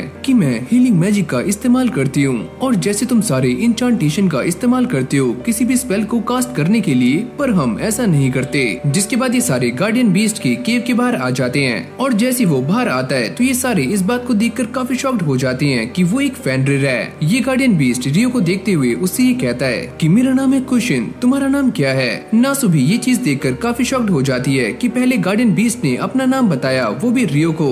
ये गार्डियन बीस्ट सभी को स्केलेटन्स के बारे में बताना शुरू करता है कि वैसे यहाँ पर 30 स्केलेटन्स हैं, पर इसके अलावा भी एक और स्केलेटन है जो काफी खतरनाक है और मैंने उसे श्राइन में कैद किया हुआ है, पर उसे लंबे समय तक श्राइन में कैद करना बिल्कुल भी पॉसिबल नहीं है। तो जब तुम इन 30 स्केलेटन्स को जान से मार दोगे तो मैं उसे रिलीज कर दूंगा ताकि तुम उसे भी जान से मार पाओ। ये सारे भी ऐसा ही करते हैं और 30 के 30 स्केलेटन्स को मारने के बाद ये फाइनली श्राइन के गेट को ओपन कर देते हैं, जिसके अंदर से एक काफी खतरनाक आर्क स्केलेटन बाहर आता है। सही मौके का इशारा मिलते ही ये गार्डियन बीस्ट इस स्केलेटन को आजाद कर देता है, पर जैसे स्केलेटन नीचे कदम रखता है तो रियो अपने मैजिक का इस्तेमाल करते हुए नीचे की जमीन को बर्फ में कन्वर्ट कर देता है, जिससे कि वो नीचे गिर जाता है और ये दोनों उसके ऊपर अटैक कर देते हैं। और ये स्केलेटन काफी खतरनाक है और दोबारा से खड़ा हो जाता है, पर उसे यहाँ पर खड़े होने में काफी दिक्कतें आ रही होती हैं और निल्स उसके सर पर एक जोरदार अटैक करता है, पर उसका सर भी काफी मजबूत है जिससे उसे कुछ भी नहीं होता। जिसके बाद निल्स उसके नेक पर अटैक करके उसे जान से मार देता है और अभी सारे अंदर आ जाते हैं, जहाँ पर वो ये देखते हैं कि उनके सामने एक स्टैचू है जिसके अंदर से एक पार्ट मिसिंग है। इन सभी को ऐसा लगता है कि ये केव कहीं न कहीं से पावर को डिराइव कर रही है। नासु ये कहती है कि चलो हम सारे बाहर चलते हैं और मैं अपनी सॉर्सरी से इस केव को सील कर दूंगी। जिसके बाद ये सारे बाहर आ जाते हैं और इन सभी का ये मिशन कंप्लीट हो जाता है, जिससे ये सारे काफी खुश हैं। फिर हम दो नाइट्स को प्रैक्टिस करते हुए देखते हैं और जैसे उनकी ये प्रैक्टिस खत्म हो जाती है तभी एक बंदा यहाँ पर आता है। वो ये कहता है कि तुम सारे ध्यान दो, कमांडर को तुमसे कुछ बात करनी है। अगली पल कमांडर यहाँ पर आ जाती है और वो ये कहती है मैं और लेफ्टिनेंट 2 महीनों के लिए विटनेस जा रहे हैं और जब मैं वहाँ से आऊंगी तो मुझे तुम सभी के अंदर काफी अच्छी इम्प्रूवमेंट चाहिए। ये बोलते ही वो यहाँ से निकल जाती है और ये जो बंदा है वो एक इन्फर्नो मैजिशियन है। अब सारे के सारे कैरेजेस विटनेस जाने के लिए तैयार हो जाते हैं और रियो और निल्स भी यहीं पर होते हैं। रियो उससे ये पूछता है, क्या तुम सच में अपनी पार्टी का नाम रूम 10 रखना चाहते हो? अरे हाँ, ये नाम काफी अच्छा है और ये हमें काफी अच्छे से रिप्रेजेंट करता है। जिसके बाद वो ये बताता है कि विटनेस में एक फेस्टिवल होने वाला है जो कि हर 5 साल में एक बार होता है और रियो भी इस फेस्टिवल का नाम सुनते ही काफी खुश हो जाता है, यानी कि उसकी एक्साइटमेंट काफी बढ़ जाती है। अब ये उस जगह पर पहुंच जाते हैं और मर्चेंट उनसे कहते हैं कि हम लून के लिए 10 दिनों के बाद जाने वाले हैं, तब तक तुम सारे फ्री हो। ये सुनते ही वो सारे इस फेस्टिवल को एंजॉय करने के लिए बाहर आ जाते हैं। जिसके बाद हम काफी सारे कैरेजेस को देखते हैं जो कि एक साथ रुके हुए होते हैं और यहाँ पर फिर से हमें उसी बंदे को दिखाया जाता है, यानी कि इन्फर्नो मैजिशियन, और इसका नाम है ऑस्कर। इस तरफ कासल में भी सारे लोग पार्टी को एंजॉय कर रहे होते हैं और यहाँ पर डेबुया एम्पायर के 3rd प्रिंस भी आए हुए होते हैं जिनका नाम है कोनार्ड। क्रिम्सन पार्टी भी यहाँ पर पहुँच चुकी है और एबल उन सभी को लीड कर रहा है जब तक कि ह्यूग यहाँ पर नहीं आ जाते। उनके आते ही एबल फ्री हो जाएगा।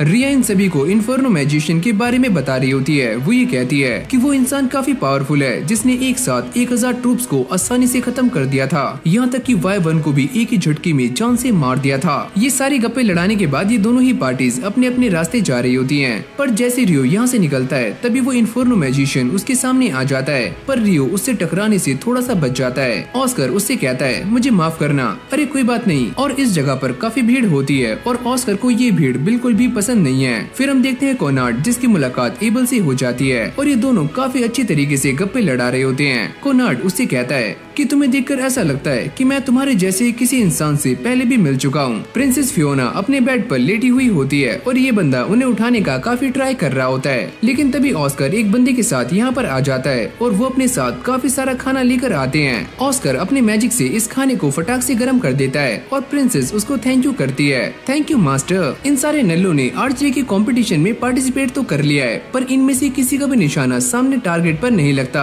एबल इन सभी को देखकर ये सोचता है कि इन सभी को देखकर मुझे अपना बचपन याद आ रहा है जब मैं छोटा बच्चा था। रियो उससे कहता है कि अब निशाना लगाने की तुम्हारी बारी है और जैसे ही एबल निशाना लगाता है तो सारे लोग ये देखकर काफी इम्प्रेस हो जाते हैं क्योंकि तीर एकदम निशाने पर लगता है। सारा भी रियो को ढूंढने का काफी ट्राई करती है पर उसे रियो कहीं भी नजर नहीं आता और वो उसे इस बारे में बताना चाहती है जो कि वो लाइब्रेरी में ढूंढ रहा था। नीना उसे कहती है कि रियो अभी टाउन में नहीं है और उसे आने में लगभग 1 हफ्ता लग सकता है। ये सुनते ही वो काफी शॉक्ड हो जाती है क्योंकि उसे इस बारे में बिल्कुल भी ज्ञान नहीं था। अब वो काफी सैड होने के बाद यहाँ से चली जाती है और फिर हमें दोबारा से रियो और उसके साथियों को दिखाया जाता है जिन्होंने एक बोट रेस में पार्टिसिपेट किया हुआ है। पर रियो दूर से खड़ा हुआ उन सभी को नोटिस कर रहा होता है, लेकिन भाई रेस स्टार्ट होते ही निल्स और डैन के बीच में फाइट स्टार्ट हो जाती है और ये दोनों ही लड़ते लड़ते अपनी अपनी बोट्स को तोड़ देते हैं। यहाँ तक कि वो अपने साथियों के भी चप्पू को तोड़ देते हैं और ऐसी फाइट करते हुए आगे जा रहे होते हैं। पर तभी अचानक हम ये देखते हैं कि इन दोनों की बोट्स आपस में भिड़ जाती हैं, जिससे ये सारे पानी में गिर जाते हैं और इस रेस में लास्ट आते हैं। लेकिन भाई फिर भी इन दोनों की किस्मत काफी अच्छी होती है कि लास्ट आने के बाद भी इन दोनों को रिवॉर्ड मिल जाता है क्योंकि इन्होंने जनता को काफी ज्यादा एंटरटेन किया। लेकिन अब भी ये इस रिवॉर्ड को लेकर लड़ रहे होते हैं। अभी सारे खड़े हुए एक शिप को नोटिस कर रहे होते हैं जिसकी बनावट कुछ अजीब सी होती है। तभी ह्यूग यहाँ पर आ जाते हैं और वो ये बताते हैं कि ये वाली शिप रेन शूटर है। वैसे ये वाली शिप काफी यूनिक है क्योंकि ये विंड मैजिक और वाटर मैजिक के कॉम्बिनेशन से बनी है। विंड मैजिक इसे पानी के ऊपर रखता है और वाटर मैजिक इसे पानी के लेवल पर। जिसके बाद ये सारे एक शॉप में आ जाते हैं क्योंकि ईटो को एक क्रॉसबो चाहिए होता है ताकि वो इन सभी की फाइट में हेल्प कर पाए। अरे बच्चे, तुम ये वाला ले सकते हो, इससे तुम एक बार में काफी सारे एरोस को शूट कर पाओगे।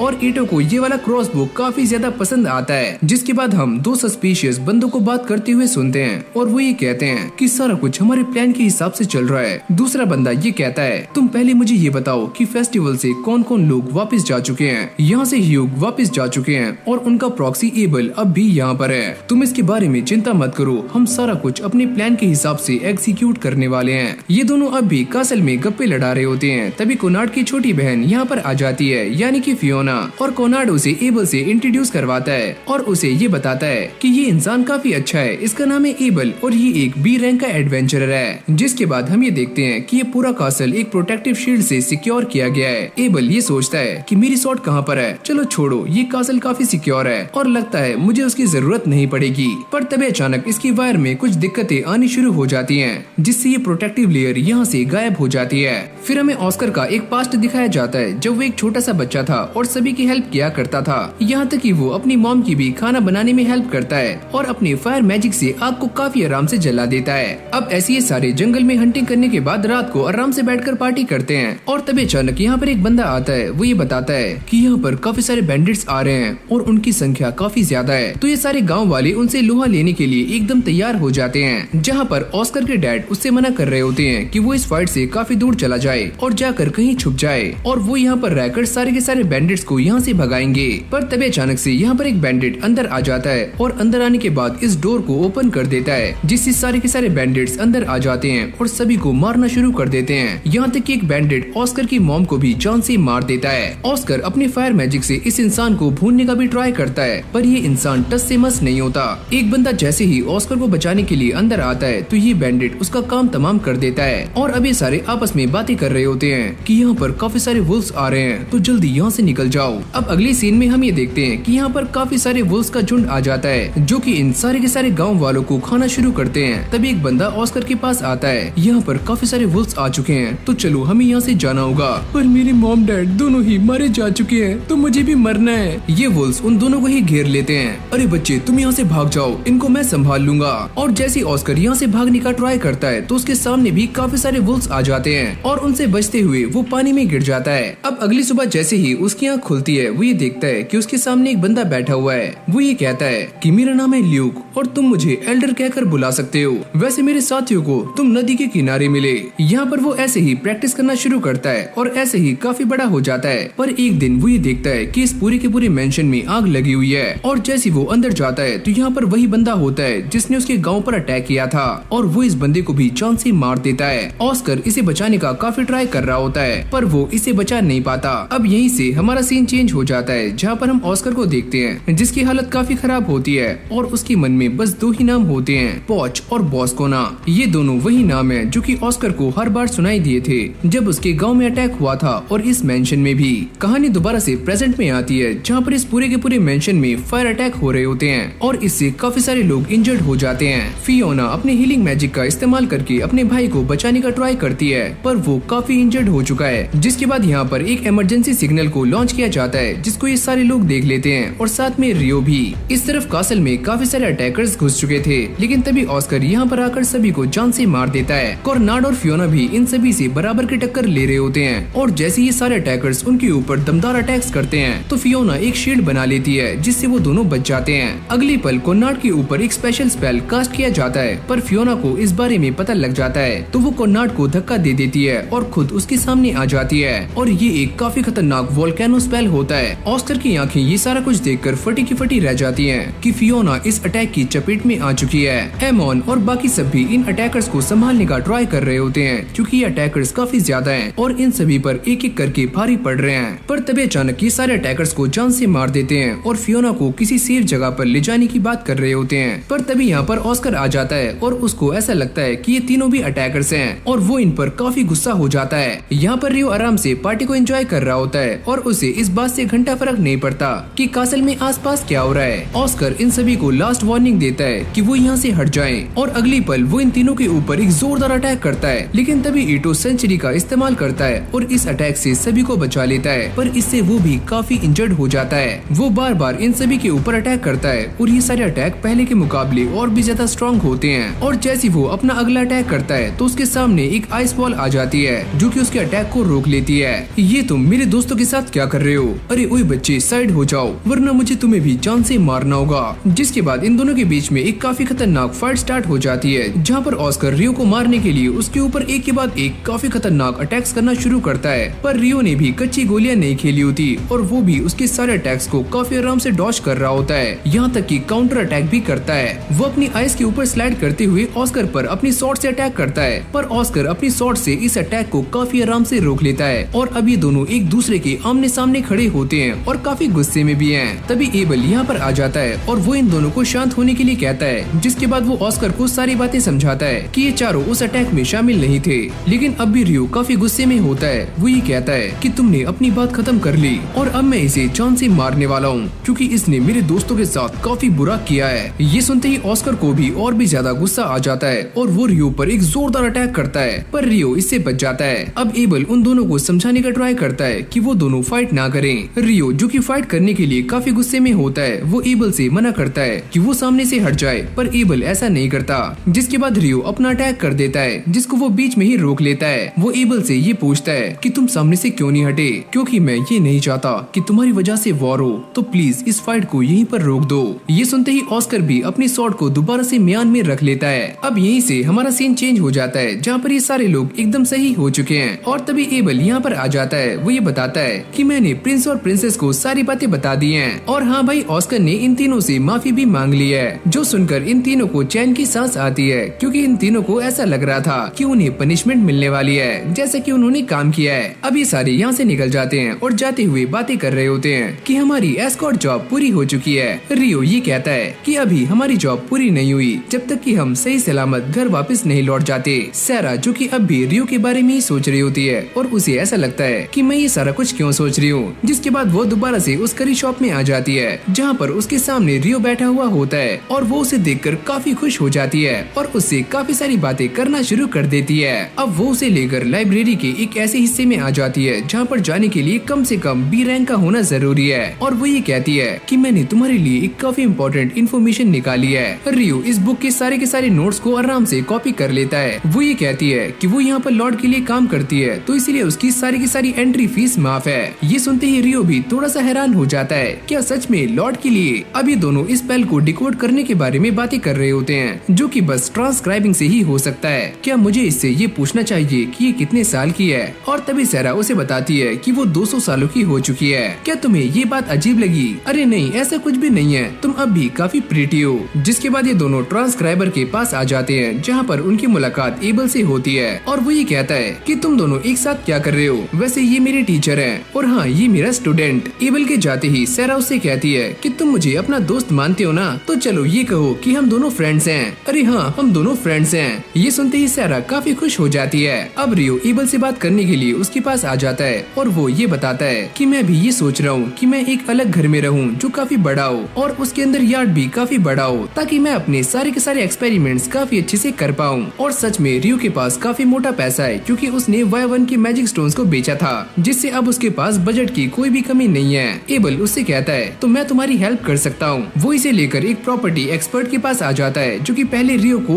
कोई भी घर देने से साफ मना कर रहा होता है। जब एबल उसे बताता है कि रियो कौन है, तो वो इसे प्रॉपर्टी देने के लिए मान जाता है। अब अगली सीन में सारे प्रॉपर्टी देखने के लिए शहर से थोड़ा दूर आ जाते हैं, और रियो इस प्रॉपर्टी को काफी अच्छे से चेक करता है। और ये एक काफी बड़ा फार्म हाउस है, जो कि रियो को बहुत अच्छा लगता है। वैसे बच्चे, इस घर की कॉस्ट 5 करोड़ फ्लोरिन्स है। अरे हाँ, कोई चक्कर नहीं। वैसे तुम आलू खाओगे? गॉड भी इस बात को काफी अच्छे से जानते हैं कि रियो और ऑस्कर के बीच में ऑलरेडी कॉन्फ्लिक्ट हो चुका है, और आगे चलकर ये कॉन्फ्लिक्ट और भी ज्यादा खतरनाक हो सकता है। यहाँ तक कि वो ये भी कहते हैं कि जो सेफ और पीसफुल लाइफ रियो को चाहिए थी, वो उससे काफी दूर है। लेकिन भाई सच में ये वाली एनिमे काफी ज्यादा इंटरेस्टिंग थी, और आगे चलकर इस एनिमे के अंदर और भी ज्यादा मजा आने वाला है, जहाँ पर हम रियो और ऑस्कर को दोबारा से आमने सामने देख सकते हैं। और अगर इन दोनों की फाइट दोबारा से हुई, तो फाइट का लेवल काफी ज्यादा इंसेन होने वाला है। और इस एनिमे का सीजन 1 अब यहीं पर एंड हो जाता है। एंड आई होप कि आपको ये वीडियो काफी अच्छी लगी होगी। अगर आपको ये वाली वीडियो अच्छी लगी हो, तो वीडियो को लाइक करके चैनल को सब्सक्राइब करना मत भूलना।